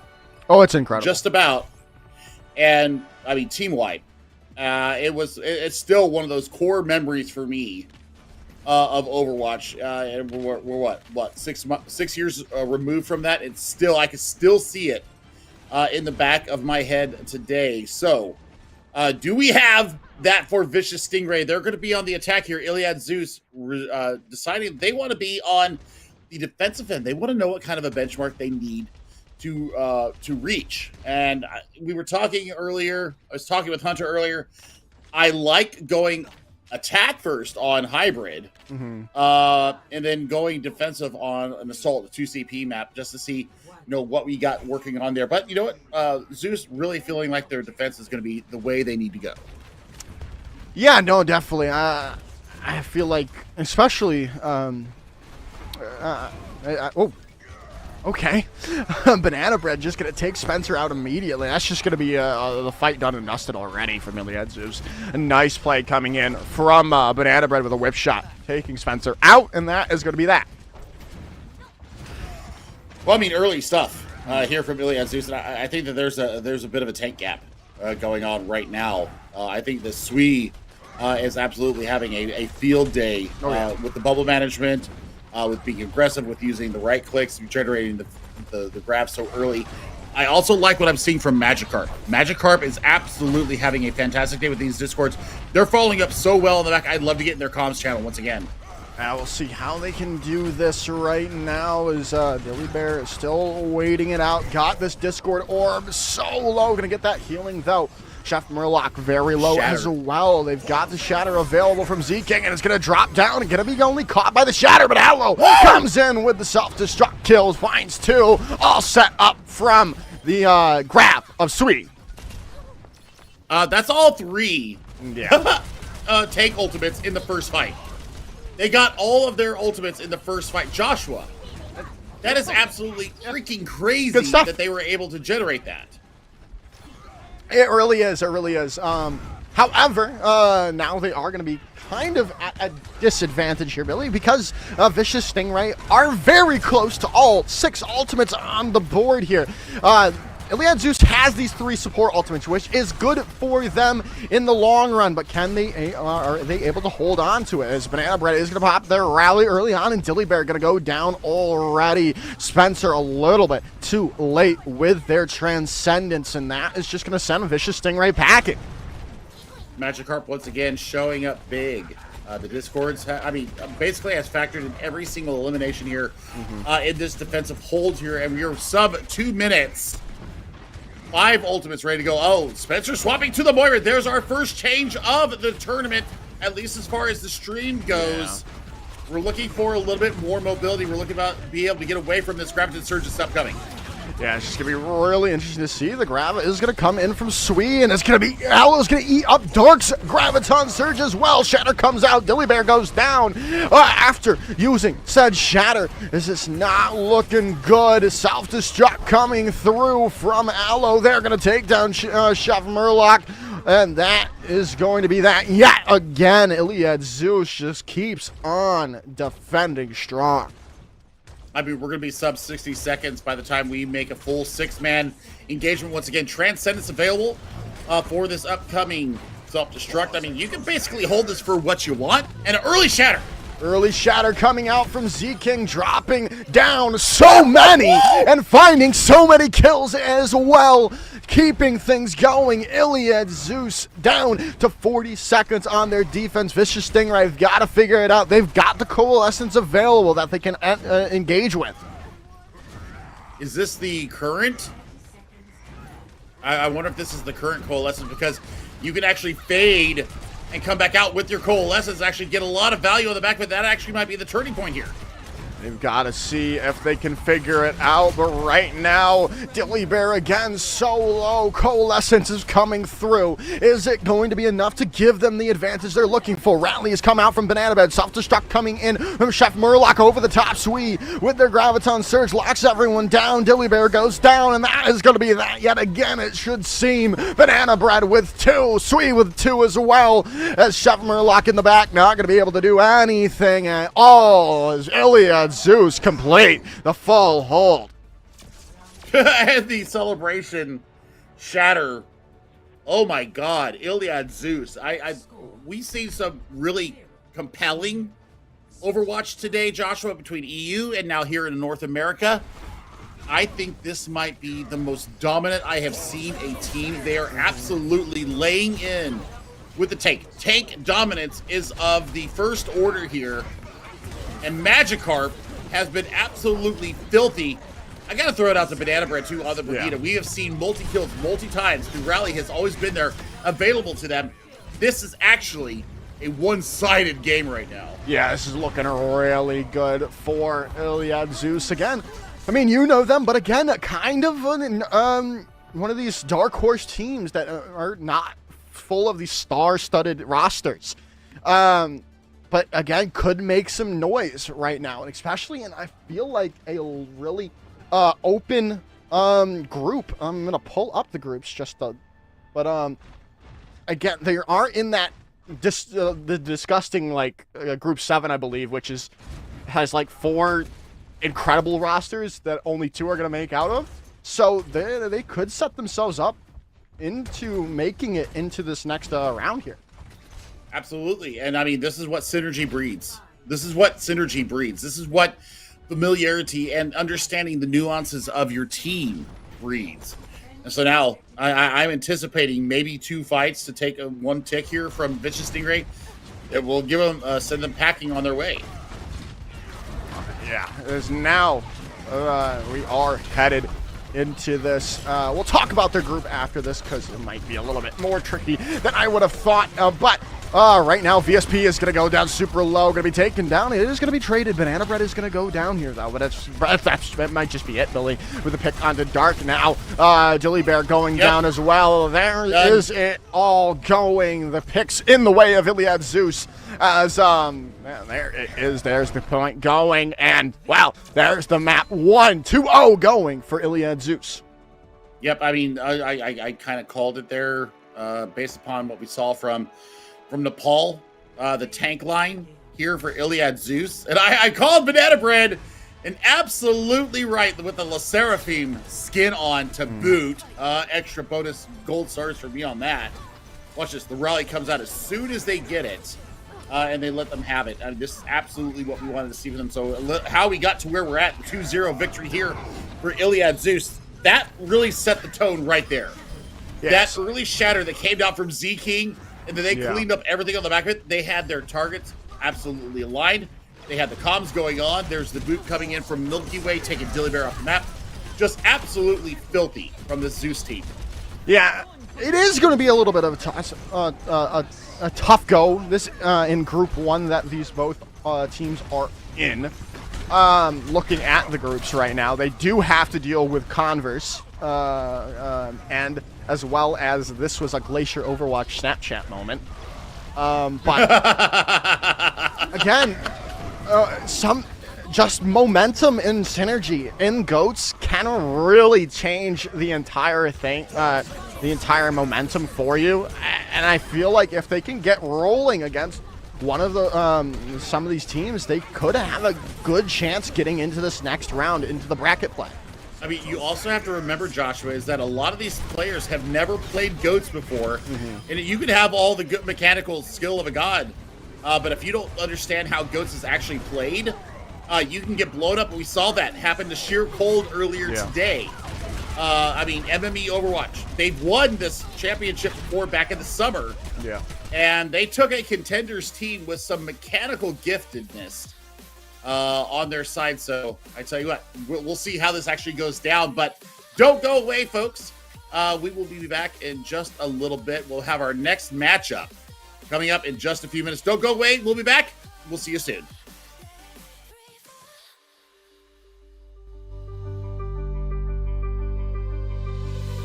Feel my heart, it's beat tight. All my body's breathing, it's just you and me. Feel my heart, it's beat tight. All my body's breathing, it's just you and me. I'm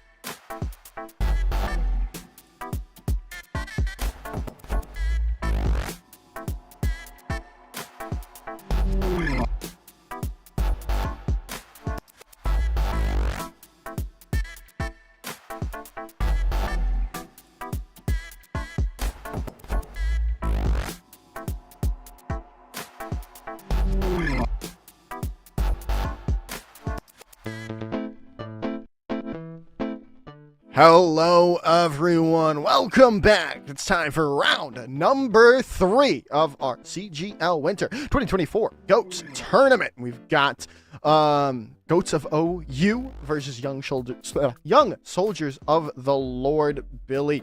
And you were talking about Young Soldiers of the Lord. That is a collegiate team, or at least most of the players from collegiate team from, what was it? It was Florida International? Florida International Yes. University. Yes. Yeah, playing in the NECC. So hello to Jenny Hawk and Daniel Plays. Hello to you two, and Yai. Nice to see you all here. And we'll see how you guys go up against this GOATS of OU team that's had a bit of a rough start here. GOATS of OU definitely getting a little bit smacked around, going up against the top 2 teams here in this group. So, man, Greninja, Reborn, Istas, Thinking, Dawes, and Golo.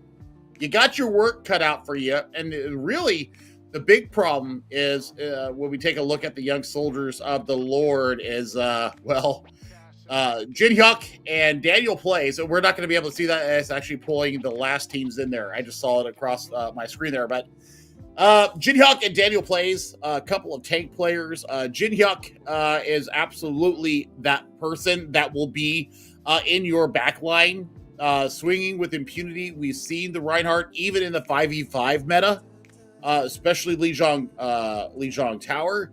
I know that we're starting on Ilios here for round number 2 for these groups, but I tell you what, this is going to be very, very interesting to see how this OU GOATS of OU will deal with this Florida International University team. I'm sorry, the Young Soldiers of the Lord. So it's OU versus YSL here, and we'll see how it goes down. We shall see here, Billy. We shall see indeed. And as we are starting off on Ilios here, again, not I wouldn't say this is a quintessential GOATS map, but again, Lighthouse is a pretty a nice round. And then again, oh my goodness, it's Ruins, right? Yes, Ruins, the other one that is pretty good for Brawl. And then we go to WoW, and that's just kind of, it's just a mess. It's just going to be a mess. Especially with, like, you were talking about the no steadfast passive on the Reinhardt. So it's going to be a lot easier to get them into that WoW. I think that I honestly think that Ruins is actually the outlier when we think about goats. Okay, because other than like Yeah. an over the top self destruct, the Graviton Surge self destruct combo that happens. I think that you actually get better goats gameplay on Well and on Lighthouse, just because you do have that overarching factor of the environmentals. Yeah. And a lot of goats maps, if you look across the history of goats, right, you're looking for Lucio to kind of create that separation, either the main tank or a main support, either getting the Zenyatta or the Brigitte out of the way, or getting the Reinhardt out of the way. I think this is where we really lean into that. And I think that just allows everybody to stay together a lot more, especially with what I call the declivity of the point on Ruins. It's a sunken in point. And there's really, I mean, other than boop, you'll get booped up against the wall. Yeah. And I think short range pins rule there. But I mean, honestly, I liked Winston here on the Ruins point better than the other points. But we're gonna start out on Lighthouse, and Grabs and High Ground are actually going to be two very important things right here as we look at the Young Soldiers of the Lord. It's going to be Daniel Plays here on the Reinhardt, so no surprise there. I was actually expecting Jin Hyuk to come in there for that, but no, that's not going to happen. And Flakies is a damn good support as well from Florida International University. So Goats of OU versus basically Florida International University. We'll see how they come out. Yeah, I'm very interested to see this point. I'm actually interested to see all of these again. When I was thinking about Ruins after I made that claim, I always remember Widowmaker coming out, even during the Goats tournament or Goats era. But hey, it was a nice play already coming in from Goats of EU. They found Yali out of the fight already. Flaky's going down as well. Golo just going crazy right now for Goats of OU. And, well, they are playing kind of like Landorus Therian form, just dominating the competition right now. Well, I mean, Golo had that chatter available about halfway through that first engagement. I mean, look at the volley there. Absolutely what you want to see from your Zenyatta. A blend of discords and volleys coming through, holding that background, looking at the geometry of the map, looking at a high rotation here from Young Soldiers of the Lord. They got to be very damn careful here. Yeah, as now the nice rotation gonna come in from Young Soldiers at the moment, but the Shatter comes out. It is gonna connect onto Liquid, and they are gonna go down. Istis gets that pick. The pin comes through. There's the sound barrier comes out.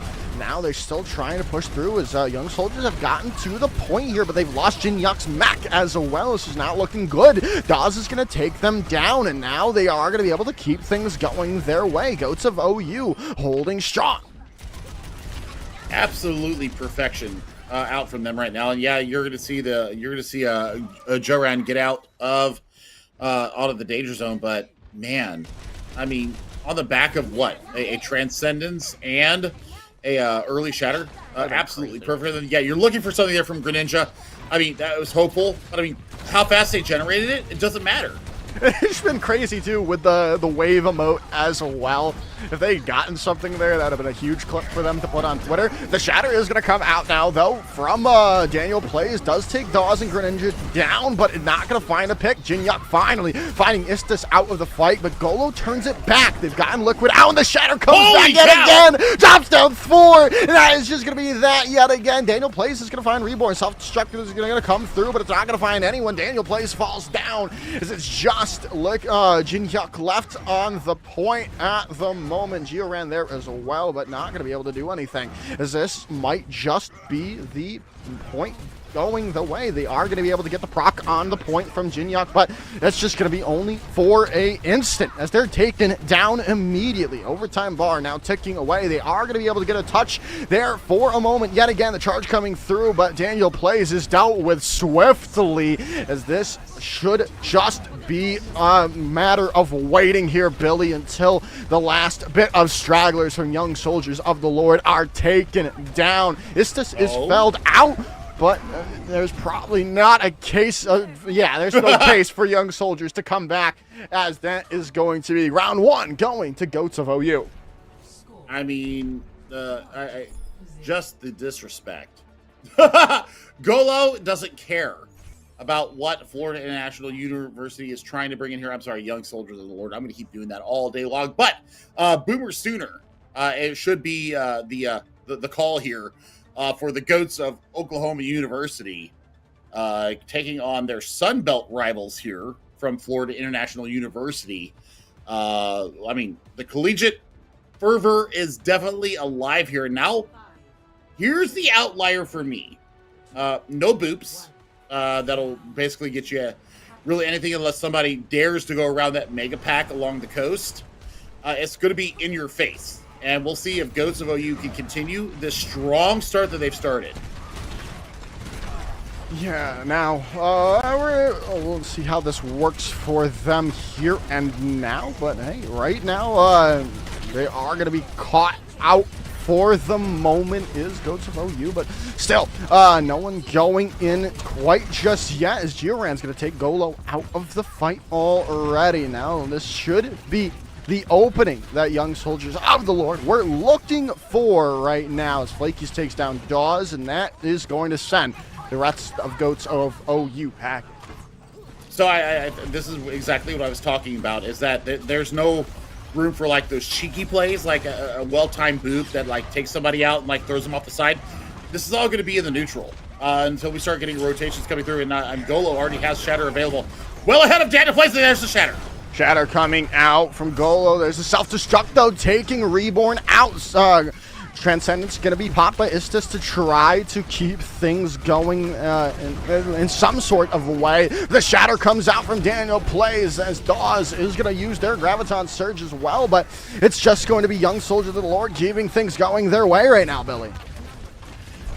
Well, 32% and counting. Ultimates have definitely come out from both sides, and I mean, I'm looking for now. I mean, self-destruct for Greninja as they get back into out from spawn. They've got the sound barrier advantage.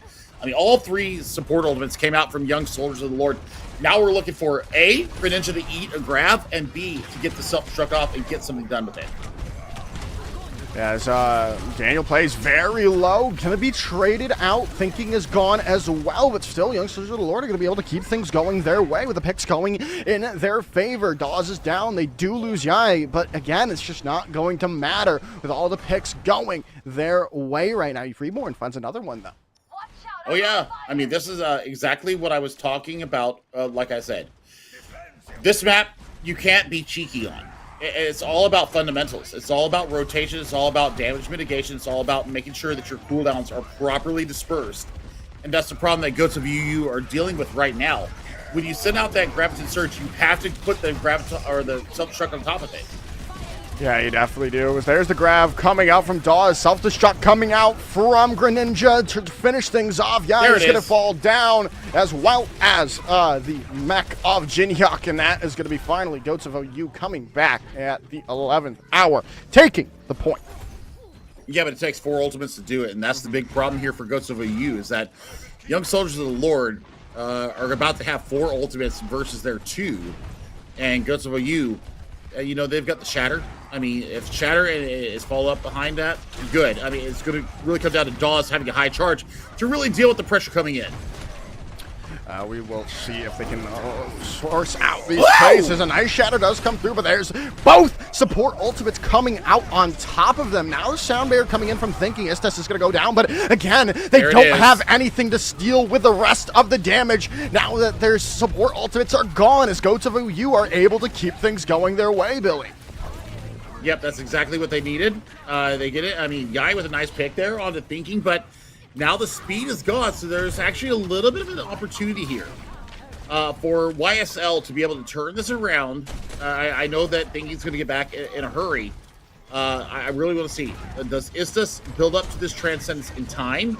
I mean, Reborn is going to pop the rally as soon as they join the fight. So, Liquidox, where's your grab going?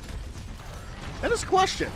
They don't have, they're going to be met with Istis' Transcendence as well, so I mean, you gotta just make sure you don't get it eaten by Greninja, but the Shatter comes out from Golos. There's just gonna be no chance to use that Graviton Surge at the moment there, Billy. The reset comes in from Jinhyuk as well, as they won that off the back of the rally and the Shatter. They still have ultimates to go, Billy. So happy. I am so happy right now. The speed engage into the shield of Daniel Plays was absolutely everything that I wanted to see happen. And now you're looking for the speed engage here coming from YSL. They're 30% off their sound barrier. Oh, it's Greninja eats up the grab as well. There's the grab coming out from Dawes, trying to finish things out here at the moment. The self-destruct is available. There's the sound barrier, though, from Georan. Now with the Transcendence coming in from Yao as well. Golo going to drop down 2 with their own Shatter, but Istis is going to fall down, and now it's all going into the way of Young Soldiers of the Lord. They didn't have the chance to use the self-destruct at the right time, as Greninja is going to be taking out Jinhyuk's mech, but that's all they're going to find, as they do not go and thinking self-reporting themselves with an Ajax. Yeah, I mean, they got Ajax. It was just too much pressure. I think that if you go, if you throw the self-destruct before you put that before you put the grab out, we're looking at us talking about how this map went. Yeah. Instead, we're looking now at how this got turned around, and this is exactly what YSL wanted. So Oklahoma University right now needs to pull themselves together up by the bootstraps as we head into Well, and be very cognizant of the cheeky plays coming out from Goats of OU. As now we head into Well here, I'm very excited to see Georun and Thinking here go wild with these boops. I want to see the speed engage. I think that Joran and Thinking are going to be the real catalyst for either team here. Where do they catch the aggression? I like this angle being taken by Jinhyuk. Oh my gosh, almost gets booped out in Liquidox. No damage mitigation for them. Yeah, as now Yai is going to find Golo out, but again, they do lose Liquidox. It's a lot of damage now gone from Young Soldiers of the Lord at the moment. As now rotation is going to come in from both of these two squads, poking it out at long range until the engage coming in. Young Soldiers of the Lord come through, but Daniel Plays is the one to go down early on, and that is going to be the fight done and dusted. Goats of OU come in with the first fight win. I mean, I love the aggression. I love how we're playing here. I love the fact that they were patient enough, even losing Golo in the initial fight. The fact that Zarya's not there, you can't beam through the defense matrix. That's the big kicker there. And now Shatter comes through. Shatter does indeed come through there, but not gonna find anything. There's the Graviton Surge. There's Greninja's self-destruct coming out, and Liquid goes down and out. But again, the trades are coming back in the favor of Young Soldiers. They find out 2 of their own, and the mech goes down as well. And that's going to be a quick change in the tide as Young Soldiers take back the point. Well, I mean, at 40%, it'll flip over here for them. And, I mean, you still got Transcendence here for Goats of OU, so they actually have a little bit of room to work in, especially with a Shatter online. They're going to have the Rally. They're going to have the Transcendence. This should be an easy point for them to flip back over. Yeah, it should be indeed. It should be indeed, but will it make a difference? Shatter is going to get blocked up there. Golo not going to be able to find it, but they are going to find 2 picks coming in with the Hammer and the Fire Strike. And that is going to be that quickly going back into their favor like you were talking about. Yep, I mean, Lucio's going to get out, but yeah, the point's going to flip. They don't even get to 40%. And, well, the staggers are coming through. Oh, my God, Istis. Hello. Nice pick there.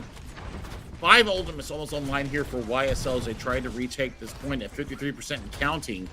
The Transcendence and the Sound Barrier online and grab, ready to go.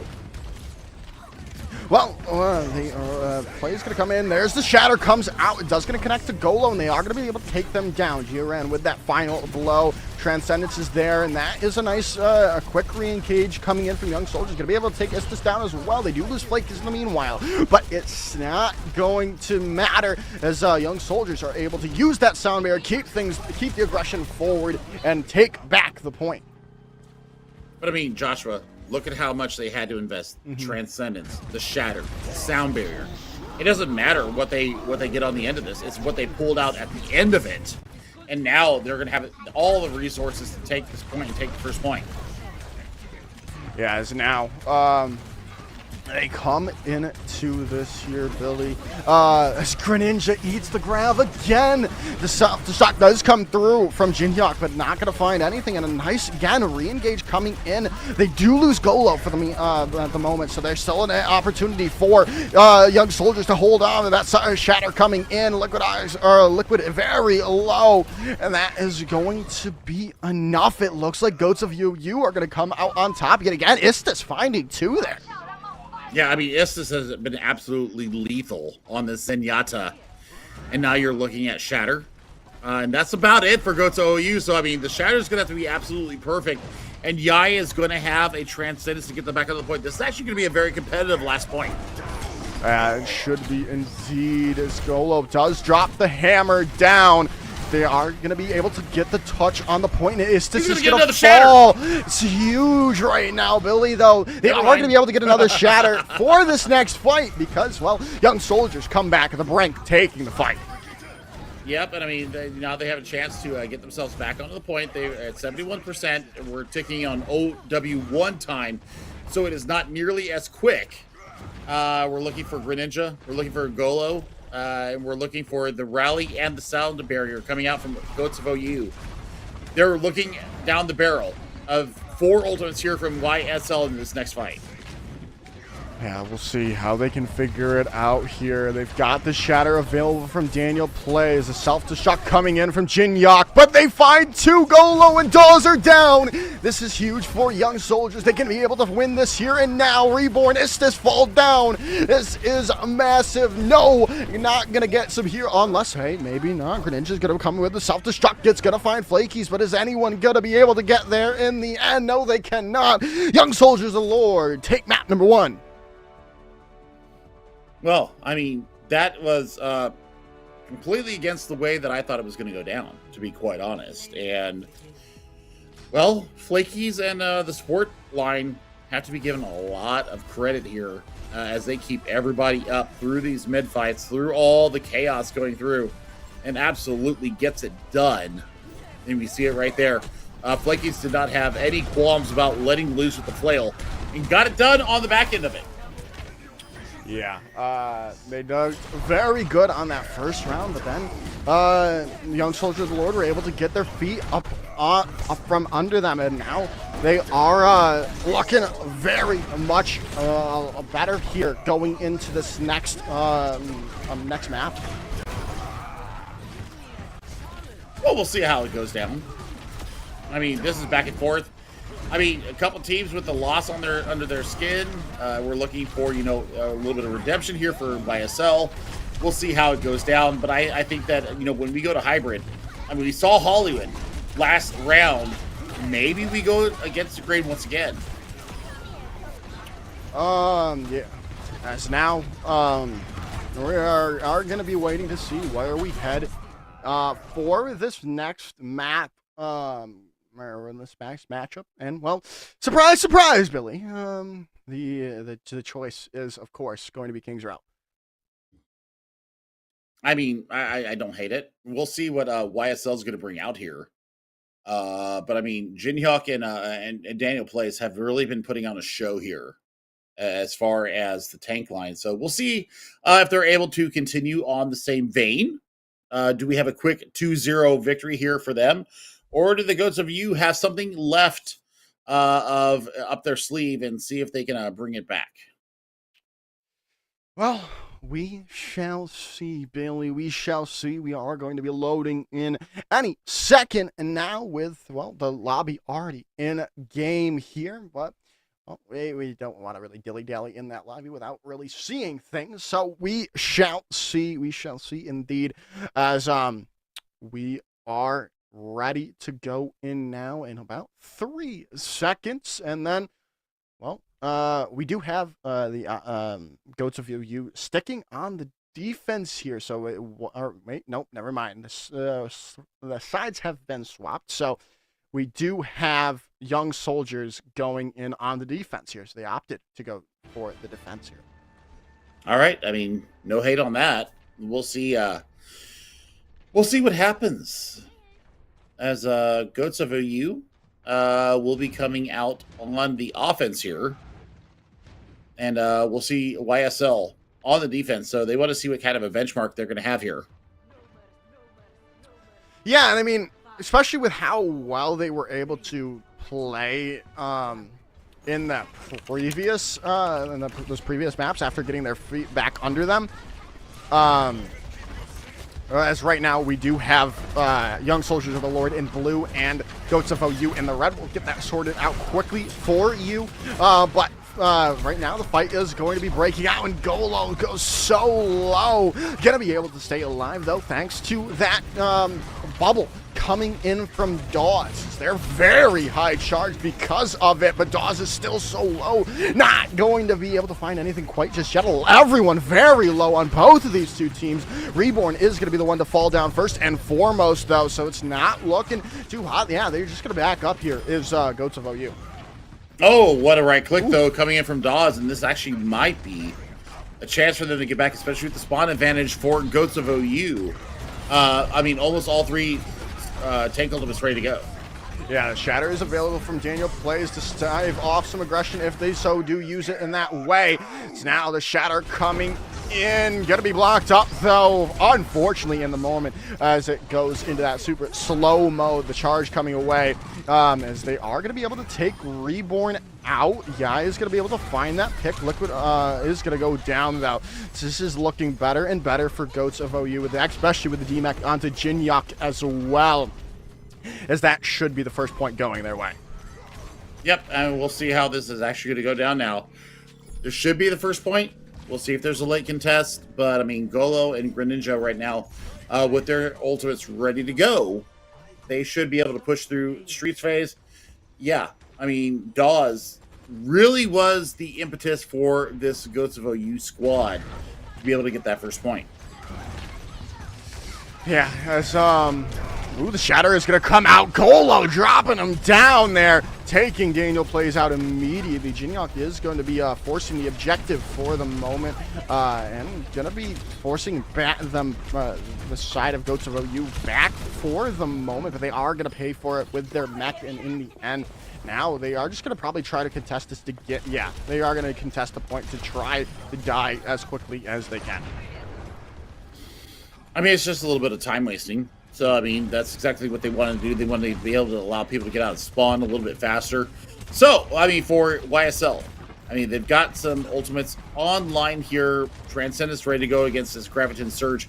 Want to see what Goats of OU decides as far as their order of operations. Do they want to go in with the sound barrier, get a little bit of aggressive? Do they want to go in with these grab bomb? Yep, they're going with the grab bomb. Yeah, grab self-destruct coming through, but the Shatter comes in from Golo as well. Both Shatters connect, actually, and able to come through, but no one's going to go down. They're still waiting for something, and Golo's going to be the one to go down, thanks to the shield bash coming in from Flakies. There is the Graviton Surge from Liquidox going to be taking down Istis and a couple others, and that should just be the defense coming in clutch for Young Soldiers of the Lord.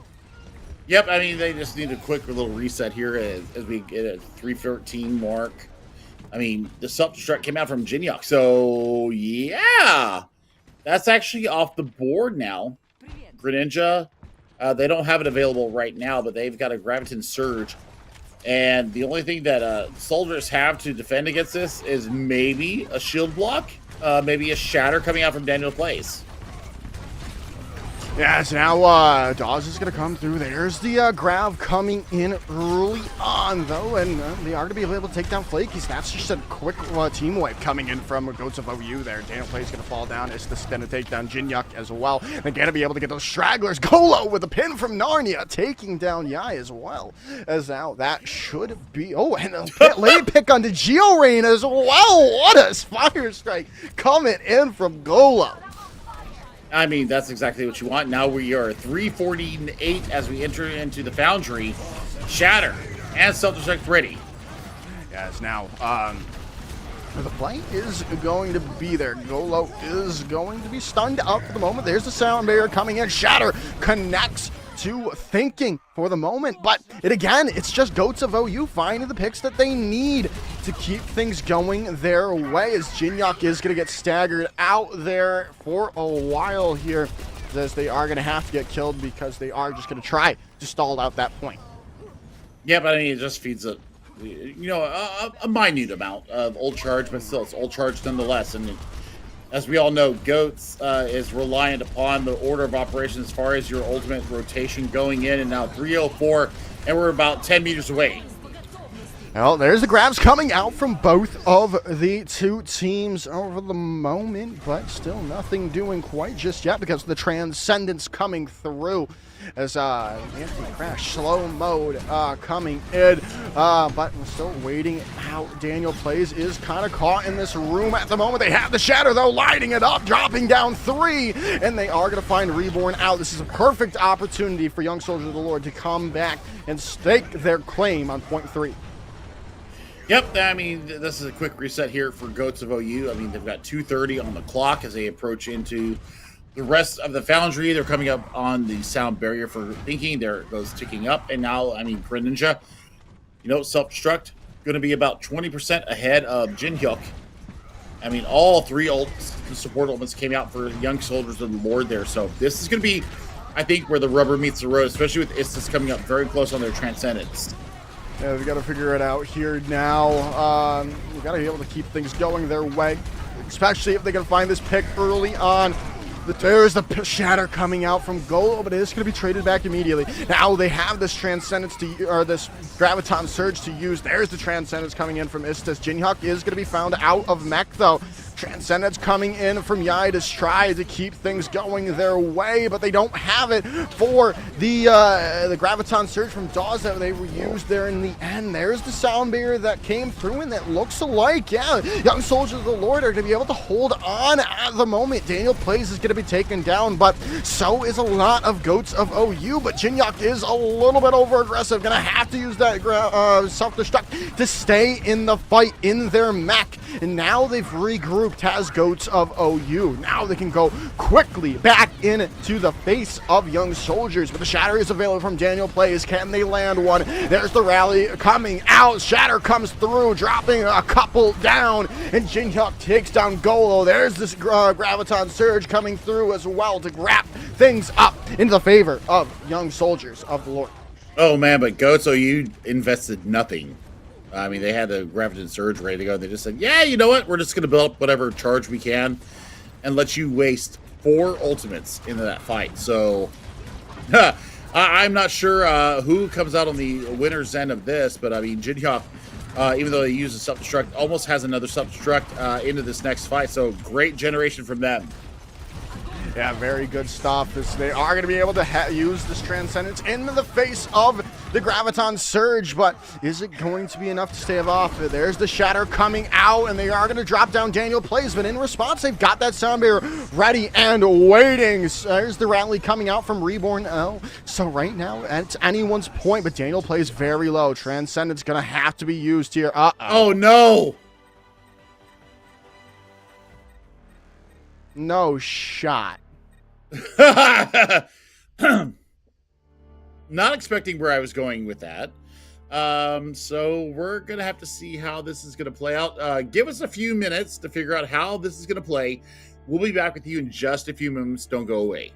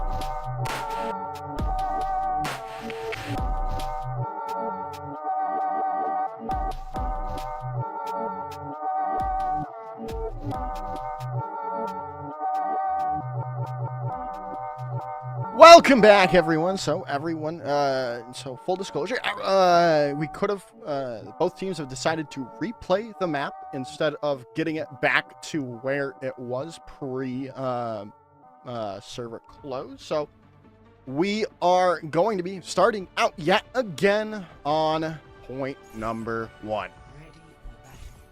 Bleh. Okay, Gremlins aside, Goats of OU actually had a really good push there. Kind of got separated from their economy towards the end of that push. So we'll see now if they have had a minute to think about what they did and see if they can clean it up. We shall see. We shall see indeed, Billy. Or are they just going...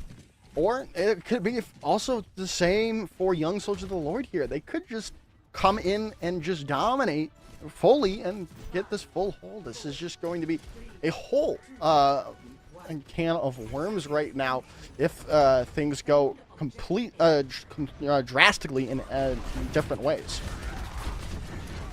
Well, I mean, we saw a little bit of over-aggression during the first push, so maybe a little bit more judicious rotations here from YSL on Goats of OU.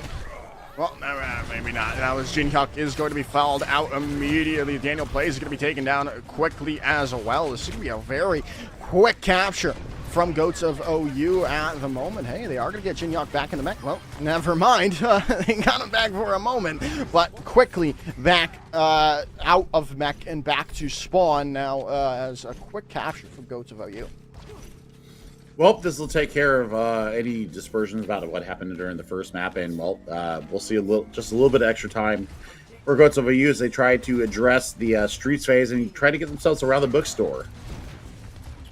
Well, we shall see now as the play is going to come in. Shatter's going to come out, is not going to connect to anyone as Golo is going to be super low, going to get healed back up. Daniel Plays very low as well, going to get that healing there at the moment. But Jin Hyuk going to be taken out of mech is not what you wanted to see. Golo is going to be taken down now with the sound barrier coming through. Shatter did come out from Daniel Plays, but they are going to be so low. Sound barrier going to be saving them for the moment. Now a nice grab comes through. But again, it's just not going to be enough with things coming in. And there's a self-destruct coming in from Jin Hyuk, taking Thinking down. Daniel Plays is going to fall down immediately after, though. This is now self-destruct coming in from Greninja. Georan is going to fall down as well as Goats of OU keep pushing forward. I mean, that's everything they wanted, and they actually get the Transcendence or the Graviton Surge out from Goats of OU as well. So. Yeah, I mean, this will be Jin Hyuk going away. This could be a lot more time on the clock here for this Goats of OU team than we saw during the first Baffled point, and we'll see what Joran and company can get done. But I mean, this should be about a 4:45 or 3:45, depending on what kind of an engagement this YSL team takes. Yeah, this was the problem that I was talking about with just the full replay of the map. It's just completely different game right now. Goats of OU are just completely dominating Young Soldiers at the moment with a nice shatter coming out there, just knocking down 4 and taking them all down and out. And that is just going to be a fight won yet again. Goats of OU are just dominating here. I mean, the fact that they were in a winning position. Okay, I will throw that out there. They were in a winning position when the servers crashed. But, I mean, we are like 3 minutes removed from what we saw during that first phase. And, well, now, I mean, Graviton Surge ready to go. The grab's coming out from Dawes. Here is, not going to get eaten up by Jin Hyuk. There's the Transcendence coming in from Yai, though. The anti-crash coming in yet again. Shatter comes through. Liquid Ox going to be using that grab as well. Transcendence going to come out. Self-destruct coming in from Ninja and Jin Hyuk coming in with that, but not going to be able to find anything. But it looks like Young Soldiers of the Lord are going to be able to come in and get the defense started finally. Well, 4:30 on the clock. That's definitely a good time to play for it. And I mean, you're going to have 2 support ultimates here ready for YSL as we join battle once again. We do have the Shatter available to Golo. But I mean, investing the Rally and the Transcendence in that last fight for Goats of OU has let them a little bit bare in the support cabinet. So we'll see what they have up their sleeve here. How do they win this in the neutral? Well, there's the Shatter. Just like that. He's going to go down. There's the Sound Barrier coming in, though. Gioran as well as the Rally to try to stabilize for the moment. We got the Shatter up and ready. Going to come down, knock him down as well. That is going to be a huge play coming in from Daniel Plays to help solidify the defense as they were looking a little bit bare after losing Yai there. Well, now, unfortunately for YSL, you're going to have Transcendence and Sound Barrier coming into this fight with a good amount of repair packs and getting that Inspire up. You're going to have a 3-pack of support ultimates for Goats OU coming into this fight. And the Graviton Surge might be the kicker here for both teams. Just depends on who gets the better one, Liquidox or Dawes. That is going to be the question right now. If any time to eat a grab, it would be now, as they are going to lose Daniel Plays early on, and now this is not looking good with all the ultimates coming through from Goats of OU. They didn't even have to use their Transcendence there, Billy, and they're going to be able to win that out.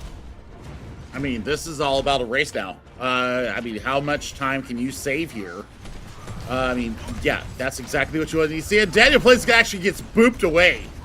Yeah, and going to be taken down immediately. Grav is going to come out from Liquid Ox. There's the Transcendence, but again, they're just losing players left, right, and center here, Billy. Self-destruct is going to come out onto the point. Not going to find anyone. Liquid Ox is going to go down, and that is going to be that. Goats of OU, 2 minutes and 30 seconds on the board.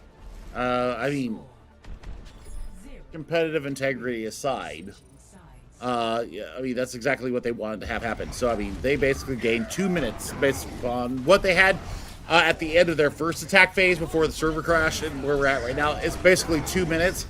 They definitely had the ultimate rotation in their favor when the server crashed, so I'm not gonna squeal against that, but oh man. I mean, I think that YSL got to be feeling a little bit gypped right now. Yeah, definitely. You're gonna.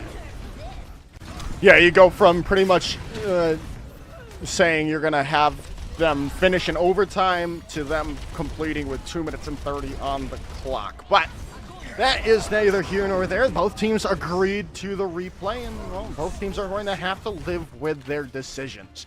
So now we go into the attacking phase of Young Soldiers of the Lord. Can they match Goats of OU's time bank? Well, we'll see. We'll see how this goes down for YSL as they come out on their attack. No position swaps whatsoever here for either side. I think that Istis is the player to watch right now.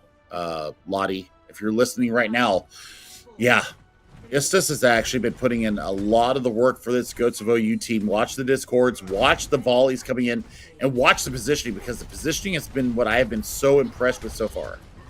It's also really cool. They are Native American. I don't really know many Overwatch players that are Native American. And Good they're lord. playing very well. Skolos just, deleted That's from the it. server. Yeah, yeah, they just Yeah, deleted it. indeed. You got blown up, dude, and Yeah. that's it. Like, that's the first point, especially with how aggressive you're getting. Perfect aggression. I mean, maybe not. Daniel Plays is going to get very low at the moment. They are going to be able to get the They're lead contest, fine. but Golo's just going to be deleted. Flaky's is going to fall down, though, so there's still a chance, but a nice pin comes through, taking Reborn out. They are going to be able to complete this in a very convincing time. So let's see how ticked off YSL is that they gave up basically 2 minutes of game time there in their time bank to restart the server. I still respect it, and we'll see now what kind of push that YSL have. They still have a time to beat. It's 2:30 on the clock, and I mean, with their rotation right now, if they play it the right way, if they can take Istis out of this fight immediately, it's gonna be huge. It's a nice shatter coming out. Now the grab coming in response. They are going to take down Daniel Plays, though, and the self-destruct is going to come now in from it. Jinhawk is going to take Istis out, but that seems to be the only pick that's going to come through from Young Soldiers of the Lord, is Jinhawk trying to get out, but they are going to be taken out of mech and now going to be staggered to oblivion. Well, we'll see how this goes down. I mean, they're just going to hold Jinhawk there in the pub. Yeah, I mean, that's a brutal stagger there. But now for Goats of OU, I mean, they've got the grab destruct combo, self-destruct's almost, or I'm sorry, Transcendence is almost online. But the 3 support ultimate difference here for YSL could be the key for them to unlock this entire street space. Yeah, no, it definitely could be. They're going to come into this. Golo's going to get blown up. Flaky's with a nice play yet again with that shield bash, taking them out of the fight, and then able to clean up that kill. And the rest of Young Soldiers of the Lord going to clean up the rest of Goats of OU, and Jinhawk taking down Istis in the back. Well, what I want to see right now is them get aggressive. Get up into the point. Why are you holding shield right here? There's no point in it. Get up there and get aggressive. You've got your support ultimates behind you. Let them feel your wrath. Yeah, I know, you've got to take as much space as you possibly can right now, especially with that time bank that they had going into that third place. That's what they desperately need right now. Transcendence is going to come out from Istis. Shatter comes through. A lot of ultimates being invested here by both of these two squads, and Daniel Plays is going to be the one to go down first and foremost. Jinhawk on the side looking for some damage, but they are going to be not going to be out of mech, and they are going to be able to find some picks coming in from the Grav, coming in from Liquid here as well. The Sound Barrier is going to come in from Thinking, trying to keep things going their way or try to stabilize somehow, some way, but right now it's Young Soldiers pushing the objective still, even without their main tank at the moment. As now they are just going to be able to get this. No, not quite just yet, but the rally now coming in from Reborn. Flakies is going to be able to pop their own as well. Shatter comes out from Golo, chopping down a couple. No one going down quite just yet, but the grab is there from Dawes. Is it going to be enough to keep things going and hold out Young Soldiers for the moment? It's not going to be the case. Golo's going to go down, and now Young Soldiers can push ever forward with the help of their Rhine and Zarya, and that is going to be that. Daniel Plays finds 2. Still, they are holding on for the moment, but it's just a matter of time now, Billy. Well, I mean, they finally get it done. And I mean, 3:41 on the clock. They basically got to be perfect going through here to match the time bank of Goats of OU. And they're running into 2 support ultimates and a self-destruct. So for YSL, I mean, if you can pull this grab self-destruct combo, go for it. Grav is going to get eaten up by Greninja, but Reborn is going to be taken down, and so is Golo quickly afterwards. So, I mean, you'll maybe take not getting good value from your Grav is because you're just still going to get a team fight win here. Well, we're still in slow mode here, and it's finally just goes away. That is exactly the fight that they needed right now. 35 seconds separates YSL from Goats of OU's time, and they've still got the Transcendence on their board. Let's see how they deal with it. Good thing is, for Goats of OU, you've got these tank ultimates coming online. There's a Shatter coming out and going to take down Liquid as well. Just huge for Goats of OU at the moment here. Now Georan's going to take down Reborn, but it looks like, yeah, Goats of OU have the upper hand. They are going to be forcing back Young Soldiers for the moment. Well, I mean, 2:36 on the clock. They're looking for more kills on the way out. They are not going to find the Brigitte there. So, I mean, Reborn basically has a free rally coming up in this next fight. And Jinhyuk gets actually the blessing there from Dawes to get their remake going through. So it's not going to be so much time lost off. I would have actually, waited and let the remake come through. But as it is, Goats of OU has a definite advantage coming into this next fight. Yeah, they really do. They really do indeed, Billy. But that could all change with one key pick with a rally coming in from Reborn. Now, there's the grab out from Dawes, but is it going to be enough? There's a play coming in. The Shatter is going to get denied, though, by Flakies. Now Golo is going to be felled out. Raid Boss coming in from Flakies as well to try to keep things going their way, and it looks like Young Soldiers are going to be able to do so, as Liquidox going to be so wide charged right now, finding all the kills necessary, as Greninja going to be staggered out. There's the grab coming, grab did come out from Liquidox there onto the point. Daniel Plays finds Greninja and swap over to the Moira from Istis to get to the point as quickly as they can. They've got to be able to finish this in the next couple of seconds here if you are Young Soldiers, if you want good time on the board, but it might not be the case here. They are going to be able to get the pills coming through 12 seconds before it gets there, and there they go. Minute 11 on the clock for Young Soldiers of the Lord.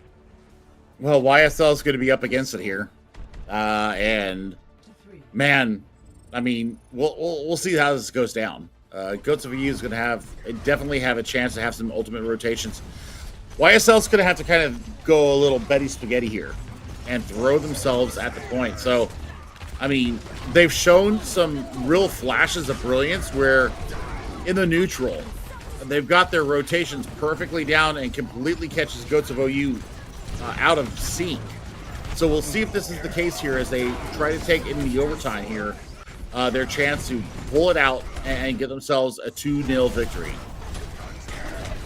Yeah, it's now. We'll see how this can work again, because we saw the tale of two halves. I mean, we saw a nice defense come out from Young Soldiers in the previous iteration of this map before the server crash. But again, they've got to be able to get this point captured. That's the first thing on their hands here, Billy. We can talk about their defensive, what they need to do on the defense all we want. They first and foremost, Young Soldiers have to get some capture percentage going in their way. Especially going up against a 230 time bank. I mean, even in Goats, you still need time to generate your ultimates. And with how aggressive these two teams are playing, it's going to take about a minute 15 to get your first round of ultimates up. So it's going to come up to Data Plays to be extremely judicious how they go in. Yeah, Daniel Plays is going to be able to get healed up here at the moment. Both these two teams trying to build up to ultimates. Yeah, it's very close. They've already gotten to that 50% mark for that Transcendence, which is going to be huge in the long run. But right now, Goats of OU are generating these ultimates a little bit better for the rest of those ultimates at the moment. But we'll see if that can continue that way, or is it going to change any second now, as Golo is going to be getting the Shatter up already now. This thing's going to come through, dropping down 5, Billy. That's going to be that. They are just going to quickly take them all down and out, and Jinhyuk not going to get staggered out there. So 15 seconds remaining. They've got their support ultimates online, these Young Soldiers, though. I mean, we'll see how it goes down in 10 seconds. And Reborn's got the rally online, so I mean it's going to be a very frantic touch at best. Oh, Golo was very close to going down there. They've got the touch on the point. The self-destructs are going to come through, and Gioran falls down. They do get the sound barrier. There's the grab coming out from Liquid Ox as well. Is it going to be enough? They can take them down. The damage is going to be there from Liquid Ox, but can they find the picks? Flakies is down. They do lose Golo. Still, it's anyone's point at the moment. Daniel plays very low at the moment. There's still a very high charge Zarya from Liquid Ox is on the point, and they are going to be able to take the presence on the point. They've got to first capture. They cannot afford to chase down any of those stragglers from Goats of OU unless they can. Now with the people left on point, they do get that first capture, which is huge here, Billy. I mean, that's kind of, I mean, if we're looking at what YSL have, they've got the Transcendence. They're going to have a Shatter coming up. You're looking at, basically a Grav and a Shatter from Goats of OU. We'll see how this goes down. But I think that, every second that they build off right now could be, like, changing for them. And that's a big Shatter! It's a big block coming in there. Grav is going to come out. Daniel Blaze is going to be taken down. The Transcendence not enough to save them, as there's the Grav Bubbles coming in from Golo. There's the Gioran's going to go down, but I think that might just be enough for Goats of OU to hold on to this here, Billy. Unless there's some hero plays coming in from Liquid, but they are just left on the point, and they are going to be focused down immediately. But still, it is a nice place to be. They've got it to around that corner. That is huge for the defense for Young Soldiers of Lord, because even if they do lose that first point, that bookstore hold could save them and take this series here. All right, so it's up to YSL right now. I think that if you're looking at, this 2-minute, 30-second time bank, right? So basically, if you're looking at it from like the beginning of an attack phase, you've taken maybe 2 fights off of team, so you're looking for position. And the Statue of Mundata right now, I think is where they need to stage themselves. They can't hold up against Choke here unless everybody's holding up there. And I think that you need to keep Yai away from all the carnage that's about to go down. So if you're looking at Light, maybe holding back behind the telephone booth, on the back left hand side of the point, keeping the Discord orb when people come in, letting loose with those volleys, building up that Transcendence. If you can get an early Transcendence from YSL, you give yourself a chance to win this outright.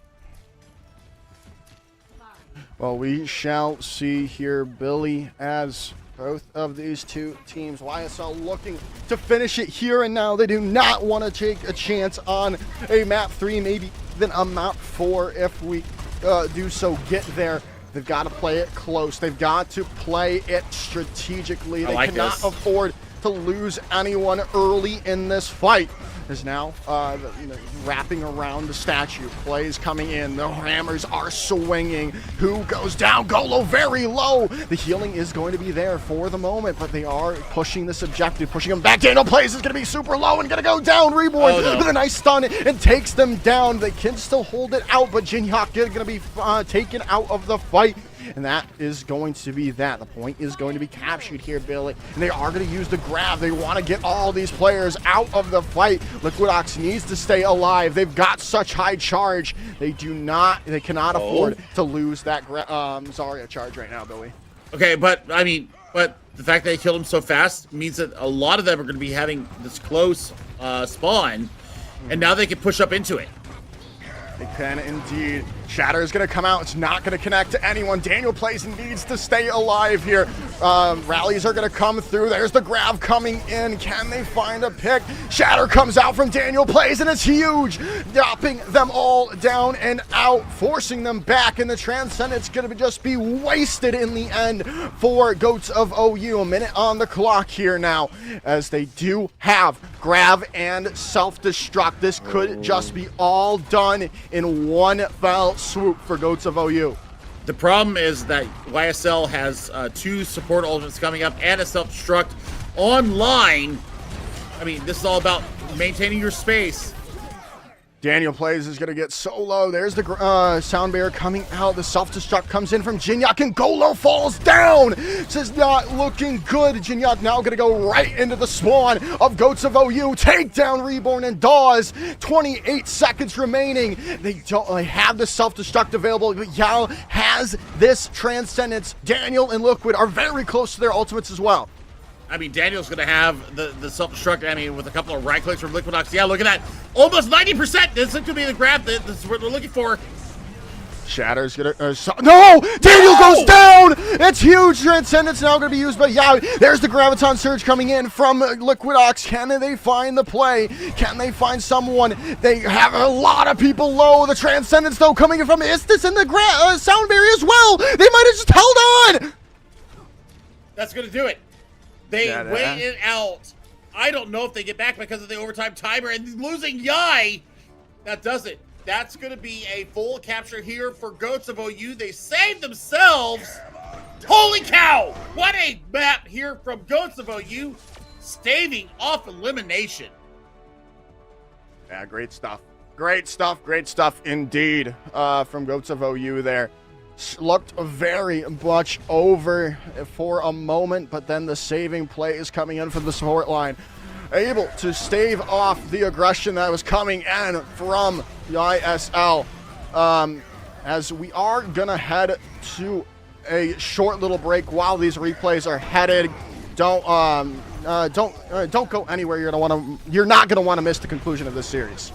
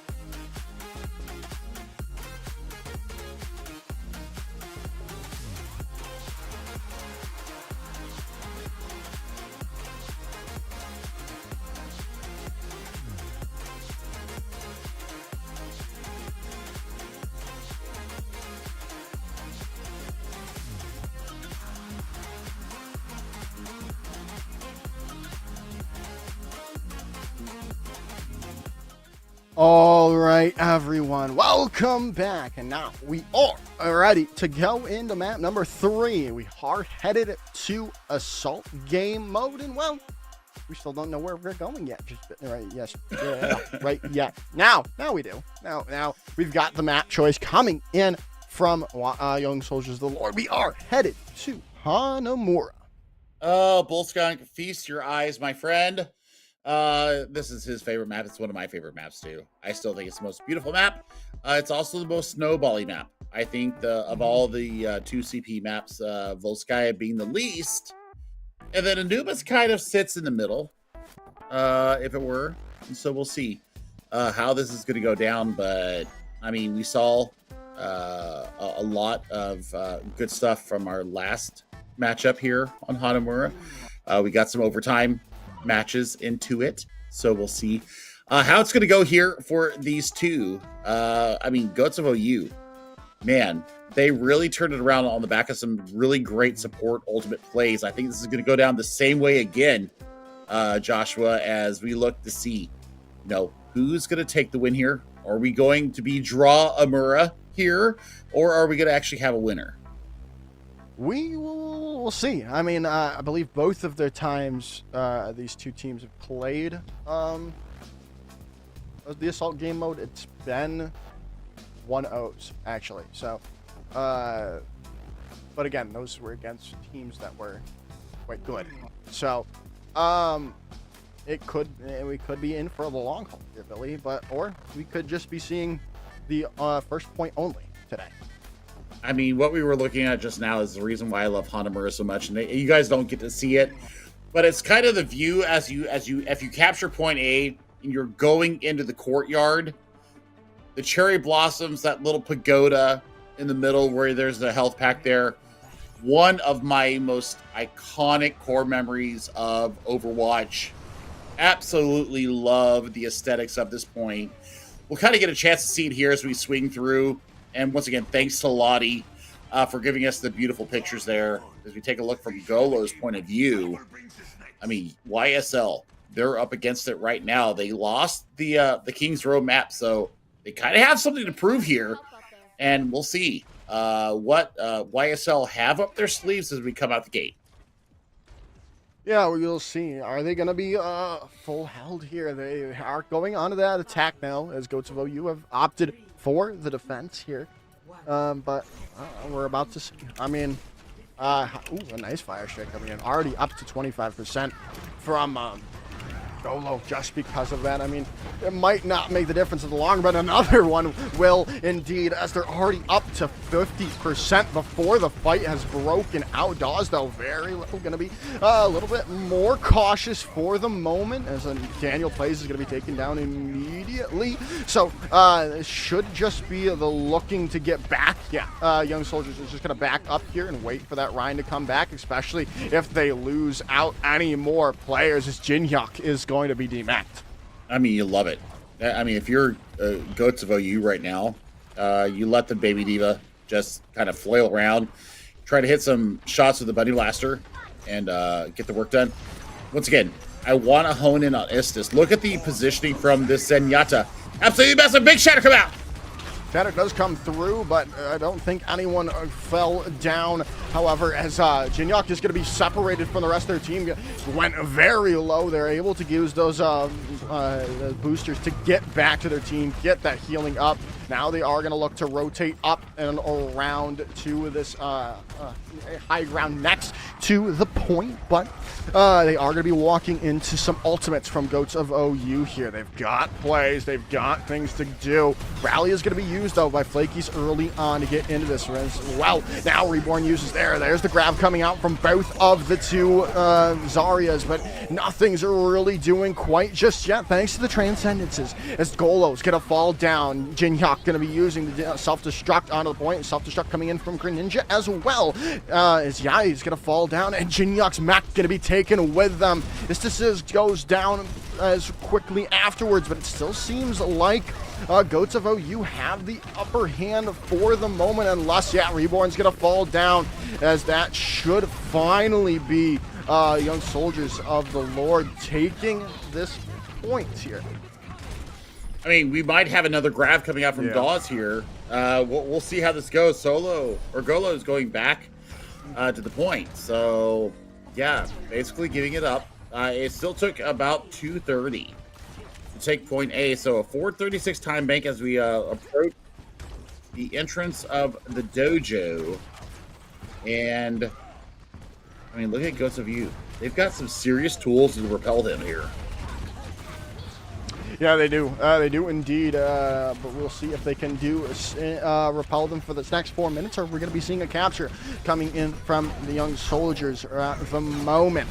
Now the play is going to come in. As Dawes' grab is going to get eaten up. Shatter is going to come out from Daniel Plays as well. They are going to take down Thinking and Dawes. The Transcendence coming in from Yai, keeping things going and up and healthy for Young Soldier of the Lord, forcing them back, and that's just going to be a quick capture here. They are going to be able to get a recontest here with Greninja coming out of spawn. They've got the self-destruct available as well to use on point. They are going to get stunned up, going to be able to get that bubble up right in time. Shatter comes in, Transcendence comes out, and this might just be our first 2CP moment on the of the stream. Really, as Jinhyuk finds two with the self-destruct, and there should be the end. As Thinking is going to be using that sound barrier to try to hold on and get the respawns back, but no. And in the end, Young Soldiers of the Lord are able to capture both points here, and we almost saw that. We almost saw the 2CP moment there, Billy, but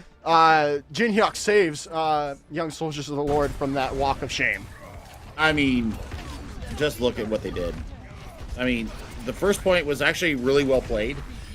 Just a little bit out of sync there, and Daniel Plays getting the better of the main tank play right now. So, I mean, Istis has done the best they can, but when you're looking, Istis has really done the best they can with the Zenyatta, but I don't think that they have the peel that Guts of OU is, or that YSL is putting onto Yai. Yai has been so beneficial here for this YSL team, and I just don't think that they can focus down the Zenyatta in the back line. Yeah, we'll see here now. Young Soldier of the Lord have this the momentum at their backs here now, Billy. Are we going to see a full hold here? We could, and then just finish it here now. You do not really want to play with the overtime if you are, or overtime rounds if you are YSL at the moment, but again, with 2CP being as it is, that could be the case still. We'll have to, that's why they play the game. I love this. I love this just for this reason. And now I feel like I need Ramyun. Just because you said it last match. Now I want some Ramyun. Dang it. All right. We'll see what Goats of OU have up their sleeve as they approach the choke point here on Hammer 1. We shall see indeed. We shall see indeed here, Billy. As Golo and Dawes trying to just chunk down some damage right now. Jinhyuk on the side, though. Gonna be just using that. A nice play coming in. Greninja trying to take down Yai early on, and but it's not going to be enough as Reborn and Golo fall down quickly. As now the rest of Young Soldiers are going to be able to push forward, try to get these stagger kills onto some of Goats of OU. Well, I mean, I don't hate it. I don't hate it at all. Good use of the DM there from Jin Hyuk, really mitigating a lot of damage. Looking for their op in. Greninja definitely has the advantage as far as ultimate going in, but Dawes has a grab ready to go. Dawes has the grab ready, but the shatter is going to come out from Daniel Plays, and Golo is going to be followed out. He invested the Graviton Surge, though, from Liquid Ox. They might not have needed it, Billy, but they do get the team wipe nonetheless. Yeah, I mean, this is all about time. We're looking at time. We're looking at how do we make sure that Goats of OU can't really aggress on the point. And, well, Groats now has the Shatter and the Graviton Surge at their back, as well as Istis's Transcendence. There's a lot of mitigation here. Really is. They're going to be walking into a lot of damage here from Goats of OU in a second, but the grab is going to come out. They've already lost Greninja's mech, though. The Transcendence is going to come out. Flaky is going to fall down, though. Self-destruct into the corner there. This Shatter now coming out, and that might just be enough. No, Jiren with the Sound Barrier going to be able to stave off that damage for the moment. The Liquid Ox is very low and going to be focused down by Golo with his hammer. And that should be the point taken here by Goats of OU. Well, I mean, they invested a little heavily there, didn't they? I mean, they put all 3 support ultimates in there for Goats of OU. So, I mean, if you're YSL, you know that you have the Shatter available. You know that you're coming up on this Graviton Surge. Dawes actually has a caught way back up. Nothing but right clicks going into that last fight. So it's going to be a race to Sound Barrier and Transcendence for both these teams. It really is. It really is. It's just a straight go to the point there. And they've already got the first point captured. There is huge. Daniel Plays very low at the moment. Going to be taken down. Golo's going to be the one to get them. Grav is going to be out. Liquid Ox needs to find a pick, and they need to find one now. But Drio Rain's fallen down. Liquid Ox is now down as well. They're going to be swapping over to the Monkey to try to get to the point. Self-destruct coming in from Jin Hyuk.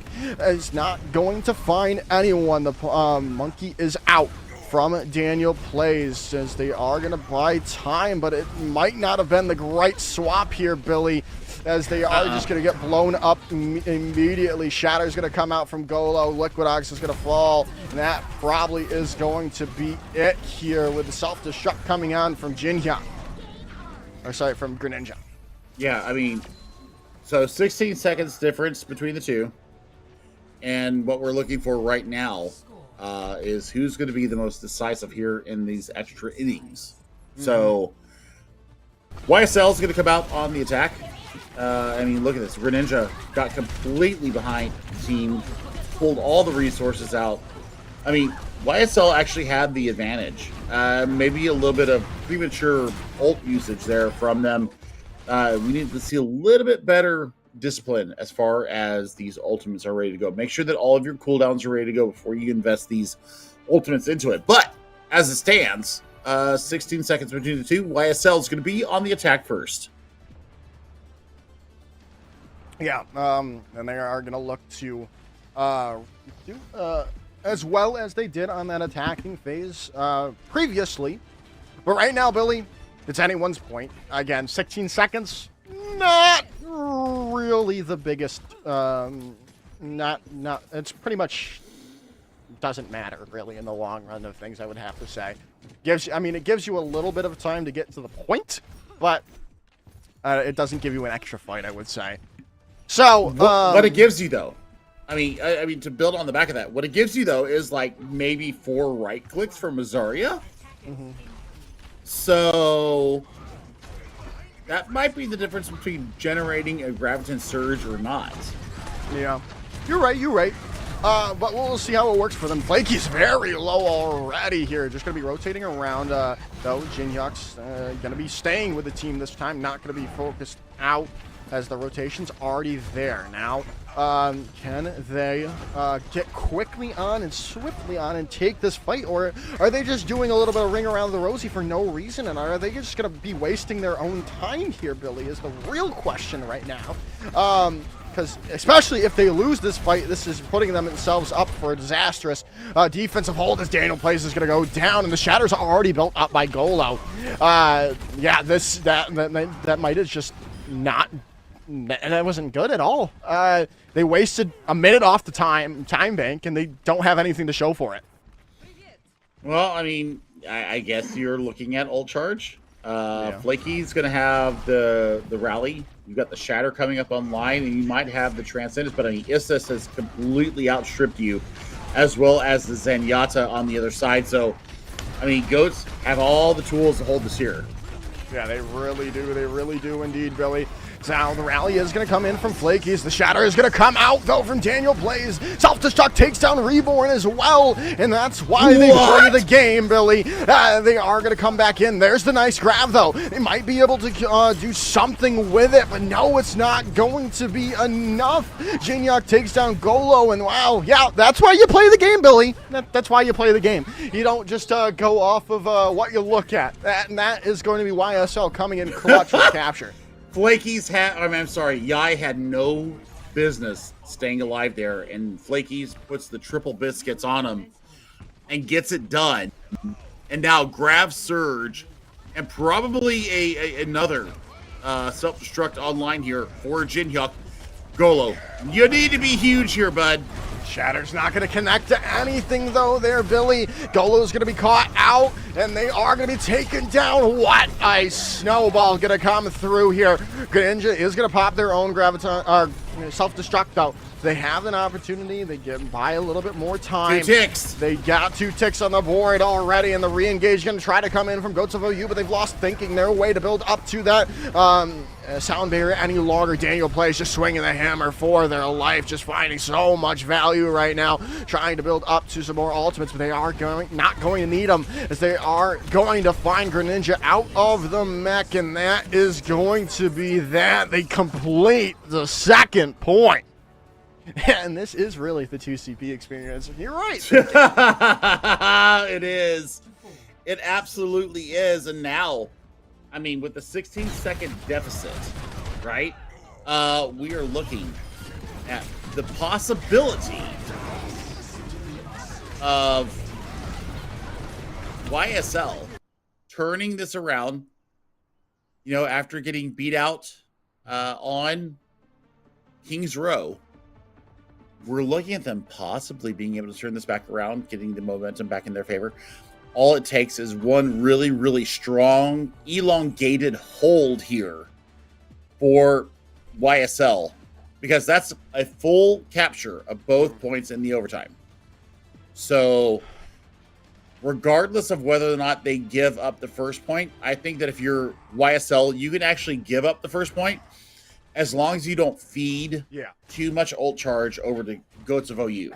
All right. And I think that's the big thing right now, is that, you know, you hold here at the entrance, see what you can get. If you lose early, maybe you just go ahead and disengage and make a stand inside of the dojo and pull this time bank down. I mean, there's a very real possibility that we could be going into a 4th map. There really is. There really is. Or we could be going into another round of Hanamura as well. There's definitely the opportunity, but a nice play coming in. They are going to wrap around, but they have stayed a little bit too low there, and Dawes is going to go down immediately because of that charge coming in from Daniel Plays, and they've already built up Shatter. They are going to go down, though, but they still solidified enough kills, it would seem, to not matter in the long run for losing their Reinhardt. Yeah, I mean, so there's the fine line between over-aggression and complete brilliance, and I think that Daniel Plays actually plays that as well as they can. Maybe that last pin is a little bit injudicious, but you gain your Shatter, and you're almost 40% over. But they got Shatter should be her early. Yeah, rally is going to come in from both of the two Brigidas here as they're just going to rotate up to that high ground around. As now this is going to come through. They are going to focus it out on the point around the bell. The Shatter is going to come through down onto Golo, taking them down. Transcendence too late to save their Reinhardt for the moment. 52 seconds remaining, and they are on the back foot as Goats of OU for the moment. Self-destruct going to come in there from Jin Hyuk. They've lost Flakies, but Istis falls down quickly afterwards. Now that should be again, and Dawes is going to get taken out there as well. It's huge. Not having a high charge Zarya for that grab is massive. I mean, 30 seconds on the clock. They have almost everything that they need, though. So, Goats of OU, if they invest heavy, it's over. I definitely agree with you there. We'll see. The self-destruct is going to come in early on. They are going to not find anything yet. Just Billy. Reborn's gone down. This is huge for young soldiers. At the moment, Justice has fallen down. This might just be it. All the picks going in the favor of YSL. And that is going to be that. Once they take care of the Lucio, young soldiers of the Lord take the map and the series in a 2-1 fashion. I mean, this is the closest to Overwatch that you and I have casted in probably 18 months. Yeah. So, I mean, happy, joy. God, I miss 6v6. God, I miss 6v6 so bad right now. But this is exactly what we were hoping to see. And, I mean, Daniel Place has had an absolutely fabulous match. The tank player from Florida International University absolutely owning it here. And here's what we see. I mean, this is the opening salvo here in Hanamura. Hanamura was probably the most competitive map out of all three of them that we saw today. Joshua, we are in for a treat. We still have 2 more games to go. I think only one more, I believe. We're only scheduled to round number 4. And the round number 4 matchup, actually, Billy, is going to be a really, really fun one to watch. We've got Dark Mode versus Moon Gorillas. Moon Gorillas being a lot of Flying Gorillas players. So it's going to be, again, a lot of Council versus Contenders PC players in this next matchup. So you're not going to want to miss that series of Overwatch right after this short little break.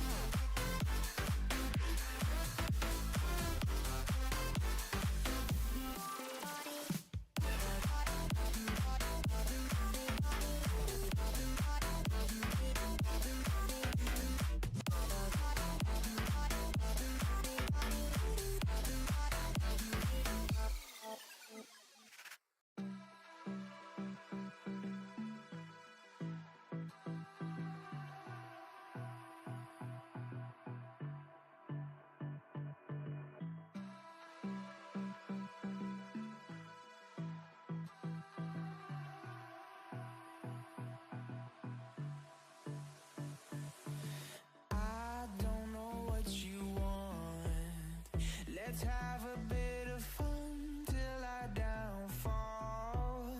My love, if you feel like I do right now, don't say you're on the run to the other side. My love.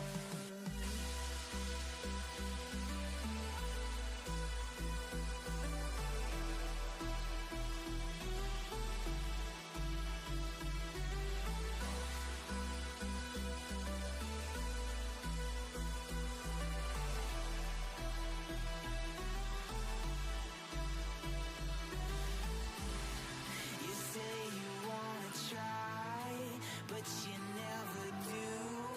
Sugar, there's a reason why we lose.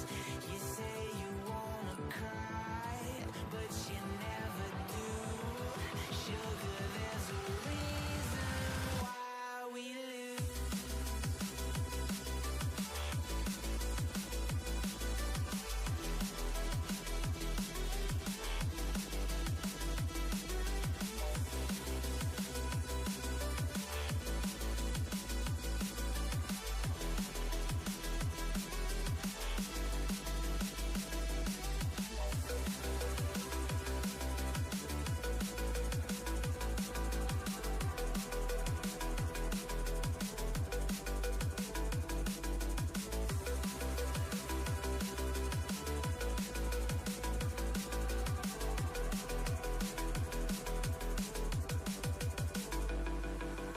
I don't know what you want. Let's have a bit of fun till I downfall. My love, if you feel like I do right now, don't say you're on the run to the other side. My love, you say you wanna try, but you never do. Sugar, there's a reason why we lose.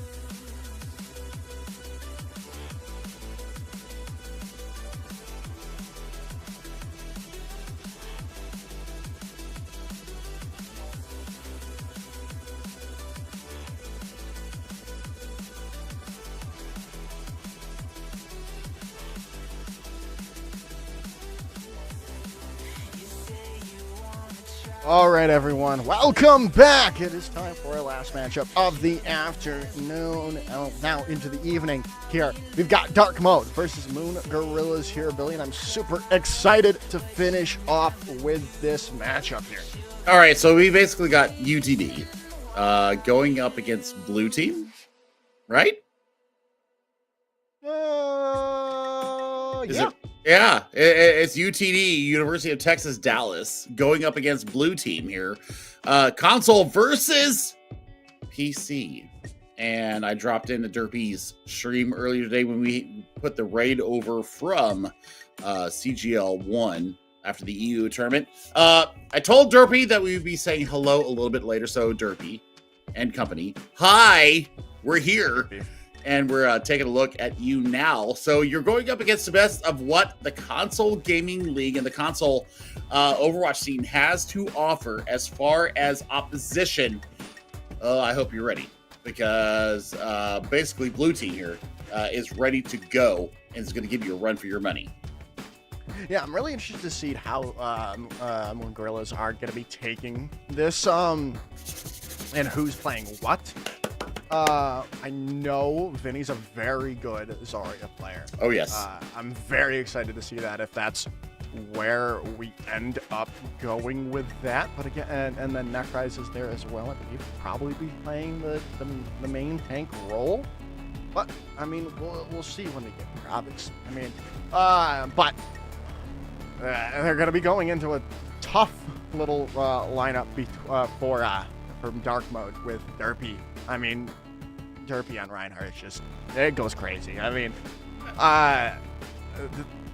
this is why I was talking with Derpy a couple months back, Right. at in University of Kentucky LAN, and he was like, I was talking about CGL, and he was like, bring back the GOATS tournament, and he was like, and I was like, dude, of course, we're going to bring back the Coach tournament. We brought it back. Now he's here. He's ready to go. And I'm actually interested to see how these two teams are doing at the moment in terms of standings. As I load up the leaderboard at the moment. We are going to Nepal yet again here for our map for the first one of round number 4. As still not loading here. Of course it's not. Why would it? I mean, all right. So let's talk about UTD real quick. I mean, they're led by Louis.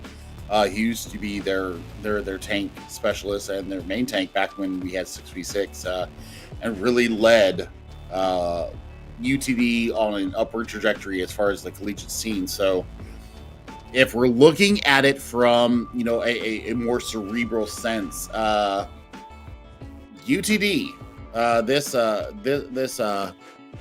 Dean Realty team might just give this Moon Gorillas team a run for their money. So we'll see how it goes down. So I'm really interested because I'm seeing top tier kid on Reinhardt. I know they do play, at least in console, they are at least top 10 on in the leaderboards for tank as well. But I was expecting Necrise, but nonetheless, we'll see how it works. Necrise is already going to be out of mech though. Vinny as well, going to be so low right now. The aggression coming in from dark mode is going to be huge, as dark mode is in blue at the moment. In red is Moon Gorillas, and well, dark mode is taking no prisoners to start things off, and a nice stagger coming in on the Necrise. Oh my God, Matt Merck, SA Contenders God, is not having any filth right now. They're not taking any sass from this console team. Matt Merck playing so well for so long in so many different regions, so many different teams. Yeah, already has the self-destruct basically online, my friend. Yeah, this is a very much team diff at the moment, but it can always change. There's a nice shatter block coming in from top tier Q. Now the grab coming in from Coco. The self-destruct there as well. A nice charge away. Do they find the value from it? As there it finally goes through. As Derpy goes off the side of the map, they do take top tier kid with them as well, and that should just be the fight one there. As Matt goes off the side of the map as well. Okay, I mean, I guess you take that. And I mean, both basically the main tank and the off tank are being coming back to the fight as quick as possible. Kaja actually playing on the Lucio right now. I'm not surprised that they wouldn't be playing on the Zarya, but you said that you've seen Vinny play in the Zarya role before. I don't remember it, but I didn't cast a lot of the top tier CGL talent back in 2019, so we'll see how it goes down. Yeah, as Vinny's grab is going to be eaten up, though. Top tier kid is going to be taking... Okay, that's bait out of the fight. There's the self-destruct coming through from Necrise. Not going to be able to find anything. Shatter comes through from Derpy as well. That is just going to be a whitewash yet again coming in, or shall I say a blue wash, with it all being blue. The Graviton Surge comes out from Coco, and that is going to be that there, Billy. I mean, if you looked at the cashier health pool, basically was down to like 5 health, and yeah, no dice. So now one final engagement here for Moon Girls to get back on the point.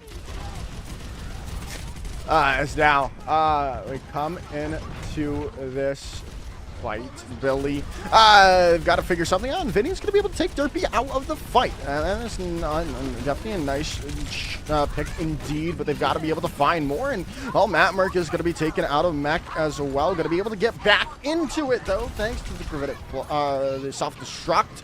As they are going to be able to get the point flipped over. Grav comes out from Vinny as well, but the Transcendence is there. Shatter coming out. Grav, Coco going in as well, as that should be, no, not going to be anything quite just yet from either of these two teams, but still waiting it out. Necrise popping their own self-destruct as Coco is going to be found out by Vinny now. There's still trades coming in. Akaza fouled out, but Matt Merck's mech no longer there. Still don't know. Oh my goodness, the shatter right on the face of top tier kid, but it looks like, yeah, Moon Gorillas are going to be able to win this out for the moment. I mean, this is back and forth action. I mean, I'm not expecting this to go any other way. It's just going to be who gets the trades, who has the more sustain in these fights. And now, as we approach the 40% mark, I mean, the first pick here for Dark Mode could spell the end for Moon Gorillas.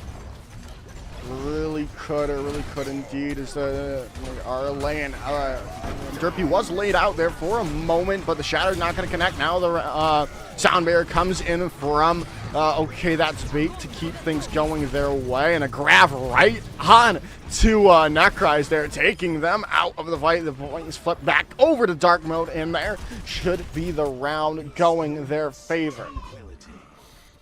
I mean, Dark Mode basically holding 4 ultimates. And getting the work done, and I mean they're not going to let off the left click there. So, I mean for Moon Gorillas right now, I mean they've kind of been diffed out in the off tank department. I mean Vinny and Necrise doing his best job they can, but you're going up against one of the best off tanks that have ever played the game in Matt Merck, and yeah, you're really facing up against it. So we'll see how that's going to go down. And Derpy not disappointing me in any way, shape, or form. So we'll see how this goes down. Now, as we approach into Village. Yeah, this is going to be a little bit of a tough one, obviously, because this is so very, this is not a tough one. This is going to be a nice one because this is a so very close range point. It's perfect for a GOATS Matt. But right, we'll see SJP very low and going to be taken down by Derpy's hammer there. And thanks to Danny as well with the Discord orb. As Dark Mode are going to solidify their position on the point here. Well, I mean, the point's not even unlocked. Now it's unlocked, so now they can, kind of rotate their way to the point and guard this choke point. They're going to have the Diva for the mobility to get back up on the high ground if they need it. But I mean, Derpy building up the Shatter so very fast. And Matt Merck taking down Hobendo. Yeah, rank 1 console, don't care about that. Yeah, they don't indeed, as that's just going to be a team wipe coming through. 15% and counting for Dark Mode. I mean, look at Matt Merck. Look at how much farther ahead of Necrise they are right now. I mean, you're going to have a 5-pack of ultimates, basically, into this next fight for Dark Mode. And Dark Mode, I mean, basically can have their way with the console team here from Moon Gorillas just based upon their ultimate rotation. I mean, SJP is so far behind right now, it's not even crazy. Ooh, that's a grab and a half coming out from Coco there. Just taking, no, again, this no one can run from them here as Derpy finds that pick. Coco finding SJP late there as they're trying to get back to the spawn so they do not get staggered out. I mean, 53% and counting. You've got both of your 2 support ultimates ready to go, and a self-destruct to get you back in the mech. Now, they come in here. Shatter is out from top tier kid, and it's going to find 4 down on the ground. But again, not going to be able to find anyone quite just yet, though, with the support ultimates coming in from Dark Mode. But they do find, okay, that's bait. As this is the opportunity Moon Gorillas are hoping for, especially if they can find a pick onto someone like Derpy now, as they have the rest of Dark Mode running away, trying to save off that high charge from Coco. Yeah, I mean, this is a smart tactical disengage from Dark Mode. And I mean, Moon Gorilla is really pushing the envelope there as far as aggression to space taking. And they really do take that fight on their own terms. I mean, look at Vinny right now. Just the high charge is everything they need. They need to make sure that they're maintaining at least above 60% right now to be the most efficacious that they can. Yeah, it's now. Grab is going to come in from Coco early on. You're not going to be able to find Necrise out, though, which looked like to be the only one they got in that grab. SJP with a nice web shot does take down Matt Merck, who invested that self-destruct. Is a nice fight win is going to come in from Moon Gorillas. Oh, all right. So this is a great turn here from Moon Gorillas at 85 to 35. And they only invest basically they invest the Sound Barrier to counteract Coco's Graviton Surge. And Vinny locks everybody up, and you look at basically them fighting in the neutral there with that Graviton Surge, just swinging and building up their own ult charges. So what a tactical display there from Moon Gorillas. Yeah, definitely. Indeed. Is Danny kind of low there? Self-destruct is going to come in from Necrise on top of them, and goes down Derpy and Kashir out and about in there. Now they might be able to overlap them here, Billy, with these fight wins coming in their way from Moon Gorillas. It's up to 70%. I mean, they're not taking no for an answer here, and I love what Moon Gorillas are doing. They're actually really staggering and rotating their ultimates in such a smart way. They got Danny down so low on that Zenyatta, they forced a whole bunch of cooldowns out of dark mode, and that's the reason why they win that fight. Yeah, definitely is now. Dark mode looking to walk in here. Down to this last fight territory here, Billy, especially if, dark mode loses this fight out. There's a nice grab coming in from Coco. Shatter comes through. Transcendence is coming out from both of the Zenyatas, but no one going down quite just yet. Derpy is going to be very low, but top tier kid's going to find Kashir. There's the self-destruct coming in from Matt Merck, but it's just not going to be enough, and we might be headed to it. Yeah, we are going to be headed to a round 3 of Nepal. I mean, Moon Gorillas, aka Blue Team, really pulling it through here. And you know what? They got their economy in just such a perfect little bit of synergy that they were just basically riding the wave. They were riding the wave of getting this ultimate up, that ultimate up, really portioning it out as they needed it. And I mean, a lot of early investment here from Dark Mode, maybe a bit of hubris, but really, Moon Gorillas pulling it together so well, and now Sanctum is going to be the scene of our final battle. It will be indeed here, Billy, and maybe, like you said, maybe a little bit of hubris from Dark Mode after that first round of Nepal.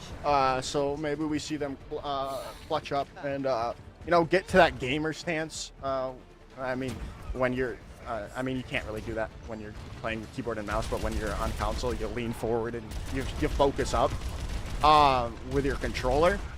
Maybe that's what they're doing now. Figuratively, to get back into the mindset of let's just run at them at full force, not give them any of these extra fights, not let them take anything from us here, and keep our perfect record going into day number 2. So I think that Matt Merck is going to be the real key here with the mobility, with the ability to kind of flit and kind of mitigate damage coming in. You can't hold down the right trigger here to get that DM up. So it's all going to be about how do you, bounce that line. That's what I'm looking at. There's almost a huge boop coming in from OK That's Babe, but the shatter comes through from both of the Reinhardts, but in the end, it's going to be Derpy's that gets the more value. Necrise, it goes off the side of the map. I mean, beautiful work there from Matt Merck. Really, like I was saying, mitigating the damage coming in. These right clicks are going to be everything for Coco. I mean, they've already put out one grab, so I mean, nothing but right clicks here from here on out. Yeah. Now the plays are going to come through. See if they are going to be able to find some picks coming in. The rally is there from SJP, and now the grab coming in is going to get onto Derpy. Kashir is going to go down as well. As, top tier kid's going to find 2 picks. Now Matt Merck going to go off the side of the map. So it's just going to be a quick recontest and change coming in from Moon Gorillas off the back of really only 1 ultimate. Or 2 ultimates. Sorry. Yeah, I mean, that's fantastic for them. I mean, in 6v6, if you invest 2 ultimates, you'll still have basically 2/3 of your ult bank coming up. And I mean, Danny's coming up onto this Transcendence. But I mean, the fact that Dark Mode had to invest both the rally and the sound barrier, Joshua, Moon Gorillas actually have a really good opportunity here. They do indeed, but top tier kid is going to be taken down. Coco quickly traded out though by Vivendo, so there's still a chance with the self-destruct coming in from Matt Merck. Transcendence being used though. What a grab! Get away. Grab does come through from Coco as well as Vinny. As Matt Merck is going to be still in mech though. Thought I saw that that D-Mech animation come through, but no, Necrise is going to find Danny. Shatter comes out on top of to dark mode, but they are going to lose Vinny in the meanwhile. Soundbeard coming in from OK That's Bait to keep things going the way of dark mode at the moment, and it seems to be the case. The charge coming in, Matt Merck not expecting that at all, and going to be taken out of Mech because of it.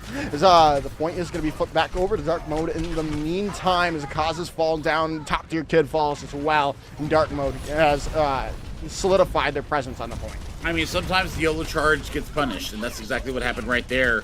I mean, now we're looking at these stagger kills coming in from dark mode. Moon Gorillas do have a chance, though. They've got the Sound Barrier and the Transcendence coming into this next fight. Necrise needs to get the self-destruct, my friend Joshua. Dark mode, kind of empty in the core right now. They've got the self-destruct, and yeah, they got the self-destruct and bomb combo.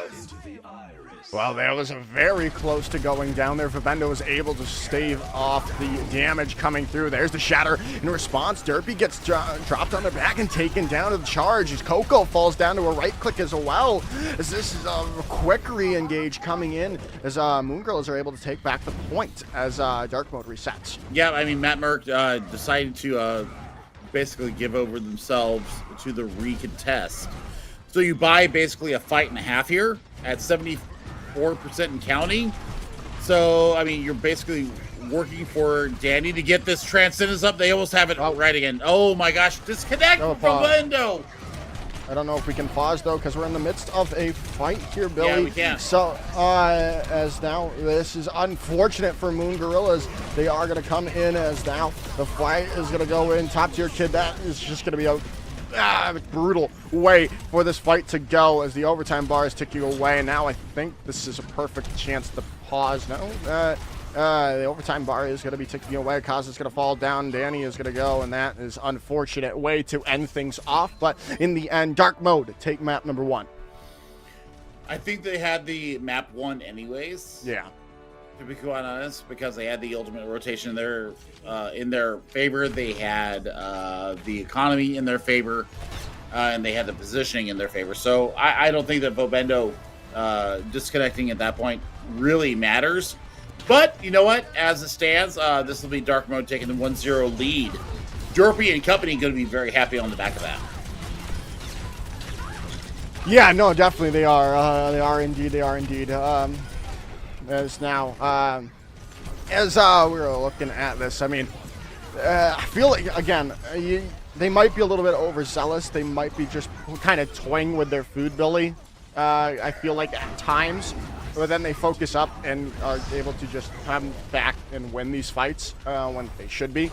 But we'll see how this change is going into these next rounds.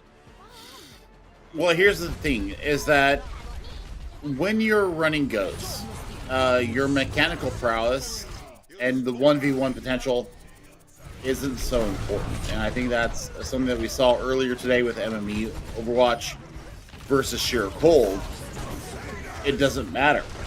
And I think that the order of operations and you're willing to invest when the time is right. This actually might really play into Moon Gorilla's favor, is the fact that you know, they have this in space. They've got the synergy. Yeah. But you know, so does dark mode. So I mean, our second map is actually going to be kind of scary here for both teams, depending on how they look at the map and how they decide to play it, because Derpy really was taking a lot of space. And now that you don't have to throw yourself at the point, other than to stop the payload, you can take a lot more advantage of taking fights when you want to. I think this is where dark mode will really pull ahead. Yeah, I think so as well.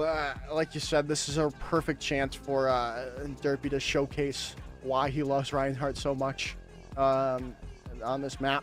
I mean, that's what you think of when you think of Kings Row, Reinhardt. And Reinhardt, Kings Row, they go hand in hand like apples and oranges, or peanut butter and jelly, really.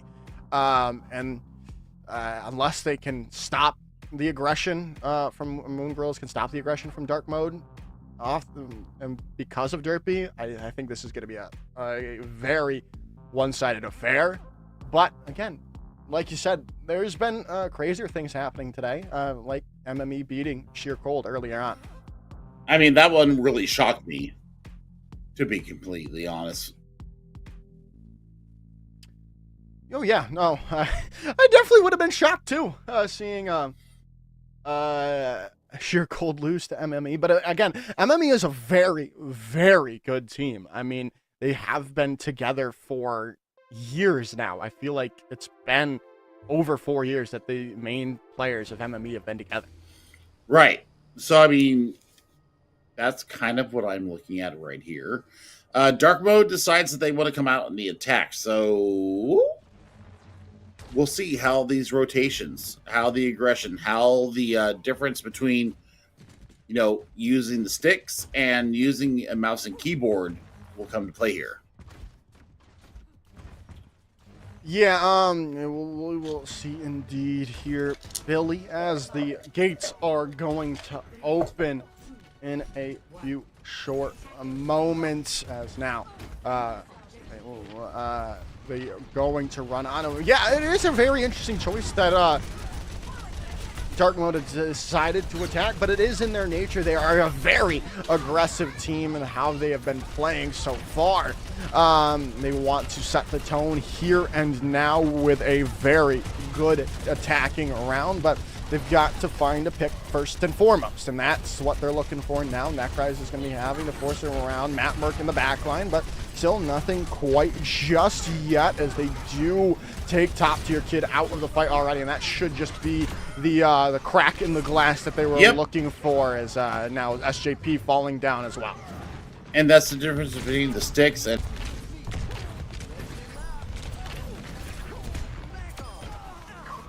and go into a different position. Yeah, that's the big difference for me. Yeah, I don't agree. They're going to invest the grab here early on.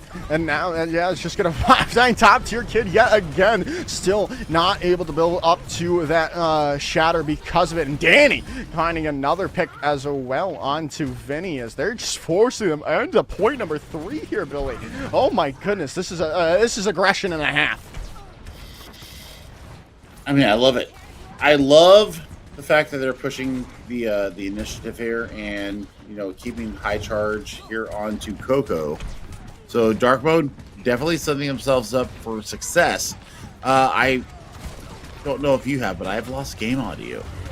I have not. So I'm still fine at the moment. So it might be your headset there, Billy. I know you changed it, but yeah. Right now, Derpy is gonna drop that shatter down, and not gonna find any picks though. The Transcendent's gonna come out from Vivendo's shatter, come out from Top Tier Kid. A Graviton Surge there as well.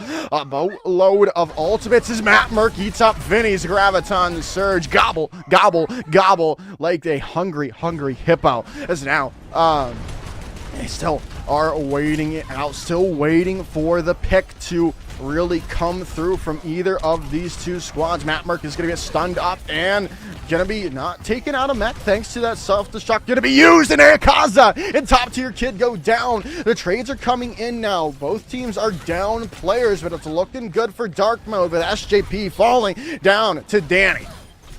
Yeah, I mean, this is actually a really good turning point here around the bookstore. And they're going to be able to take so much space here. I mean, self-destruct from Matt Merck. I mean, once again, Que Rico from the South American player, and really bringing it to bear on top of Moon Gorillas. They're not taking any sass right now. They are not. I feel like they want to get this done and dusted with as quickly as they possibly can here, Billy. 5 minutes on the time to go into this here now. And now still trying to find more picks and not even let them contest this cart for a bit. But now rotation back coming in from Dark Mode, and Kashir gonna go very low. Shatter is gonna come down, knock down 6. Derpy with a huge shatter coming in, and that might just be enough yet again for Dark Mode to keep pushing forward. I mean, they're gonna have the Grav self-destruct combo available to them. We got both teams trying to come out split spawn. And Dark Mode just says, yeah, I don't care about what you're trying to do here. As self-destruct comes in from Matt Merkin, top tier kid, gonna be a nice charge comes through from Derby, setting that all up. Grav comes in from Coco as well as Vinny to try to wrap things up here, as it's 2 minutes and 2.42 meters away from the end. Coco's gonna try to get away from that self-destruct, but okay, that's bait is gonna be taken out by it. Shatter comes through, drops down Coco and Matt Merkin. They are going to be taking Coco down and out. Still, it keeps getting traded, but finally it looks like, Moon Gorillas have the upper hand in this with Vinny finding Matt Merkin. I mean, 3:44 on the clock as we try to back out at this point. We're looking also at Derby trying to hold point here. I don't hate that. I don't hate what they're trying to do. Kashir kind of gives himself over, trying to reset everything they need to do. Looking at what Moon Gorillas has coming up in this fight, I mean, they basically expended everything trying to save their point right there. Vinny, the Grav, that's the only real saving grace for them right now. Yeah, definitely. You cannot afford to lose Vinny. You've got the rally available from SJP, but that can only do so much for you. The rally comes out, but the Shatter is going to be stunned up by SJP and keeping things going their way for the moment. Self-destruct is up from Matt Merck to be using it as more of a defensive ultimate there, and SJP goes down. Transcendence is out. A charge coming in onto Akaza, taking down the remaining members of Moon Gorillas, and that is going to be a nice time bait coming in from Dark Mode. 2 minutes and 40 seconds on the board. I mean, perfectly played there. You saw the reset from Kashir. Kashir comes back into the fight, pops the rally, keeps everybody nice and sturdy with that over armor, and that's exactly what you needed. Yeah, great stuff. Great stuff coming in from Dark Mode. Now, how does Moon Gorillas respond on their attacking phase here, Billy? They were pretty much on that back foot for the entire map, besides a couple of fights. How do you respond and get that momentum in your favor? I mean, it all comes down to the order of operations. I mean, can you get a pick on the back line? That's the real thing that we need to see, because that's what Dark Mode is feasting on right now, is making sure that the Zarya's out, and then they go after the back line. And they have zero qualms about, losing their main tank. I mean, if Derby goes down, it's fine, because the rest of the team is going to be able to close on the back of it. So for Moon Gorillas right now, they have to be able to play in the same kind of vein. They have to be able to go in, make sure that the Zarya is down, because if the Zarya is down, then your D.Va has so much protection with that defense matrix, because everything else can be blocked. The only thing that can't be blocked is a highly charged Zarya, and that's really the linchpin of the entire composition. Yeah, it really is. And right now, we're seeing good stuff from Dark Mode. Can they keep this up here, Billy? Or are we going to head to a map number 3? That's going to be the question. That is answered on the attacking phase of Moon Gorillas, with top tier kid just getting immediately by Matt Merck and Kashir with a nice bash. And Kashir just going crazy on the Brigida. I mean, this is very close to what I believe would be release Briggs, so I mean, it's kind of nasty. Sumito is absolutely crying in his fluffy pillow right now because Sumito hates Brig, and, well, we don't necessarily agree with Sumito, but you know what? As it is, this Brig is going burr right now. And Vinny's going to go down as well. Matt Merck going to be looking for the squishies, supports in the back there as well, as Nakai is going to be staggered out for a little bit. Not too long, but still 3 minutes on the board still for Moon Gorillas. I'm kind of worried right now with the ultimate rotation the way it is, especially Bobendo going down, and top tier kid too. Yeah, wave and get yourself back behind the barricade there, behind the bus, right around the Mandata statue, and just wash, rinse, repeat. Yeah, the good thing though, Moon Gorillas can just really wait it out if they really want to. I mean, they can invest every ultimate to win the fight, but is going to be a difficult thing to do. Rally is going to come in, and, well, SJP is going to go down right after using it. An unfortunate turn of events for Moon Gorillas. It's now, they are, again, still on the back, but they don't have that rally, and they've invested the sound barrier as well. Nothing to show for those ultimates. It's now, they try to open it up in their favor. They've got the Graviton Surge, which is huge, but again, there's 3 support ultimates on the board for Dark Mode here, now investing said Rally and said Transcendence to keep their healing going, as the Diva battle now being sullied by the peel from Coco. Shatter comes out from Top Tier Kid. Sound Barrier coming in from OK That's Bait to keep things going their way. Transcendence out from Vabendo to get that healing going, as Mattmerk very low, going to get demech'd before they can really get back in to said mech, as trying to buy time. Fighting, he's going to take down Coco. Now the Grav can be invested, and they don't have support ultimates to deal with, and they're going to be able to open it up and probably get this point. Yeah, I mean, you basically have bought so much time, because we're at, like, what, 110 right now? So, I mean, basically 75% of the clock is off. So you take your time now. With the 241 time bank on 0.3, yeah, I mean, you get 323 or 328 on the clock as we enter into the streets phase. You're looking at a Grav bomb combo. You're looking at Transcendence to be able to stave off any kind of aggression coming in from Moon Gorillas. So yeah, I think that for Dark Mode, you know, you basically hold the course right now and just, you know, absorb the damage as it comes in. Ooh, a pick on the SJP though, again, right as they use a Rally is just not what you want to see. Grav is going to come out as well. They don't have anything. Well, they do, but Vabendo not there to use it. So again, that's just going to be a fight one, and there's going to be the stall coming on to Necrise for a little bit. 2 minutes and 40 seconds on the board here for Moon Gorillas. Yeah, I think that you pull back to bookstore here. You know, you can build up charge, blah, blah, blah, and get it done. But I think that you really need to take a more conservative approach here if you're Dark Mode. Keep them in front of you, almost like a prevent defense in the NFL and football. You basically hold them up and let them come in. Ooh, a Top Tier Kid just drops way too soon, gets stunned up and dealt with swiftly by Kashir and Co. As this is just going to be more time off the clock for Dark Mode on this defense. Well, I mean, we're looking now at 2 minutes on the clock. And, I mean, even if they do decide to push through, they've got at least 4 fights to get themselves through the streets phase.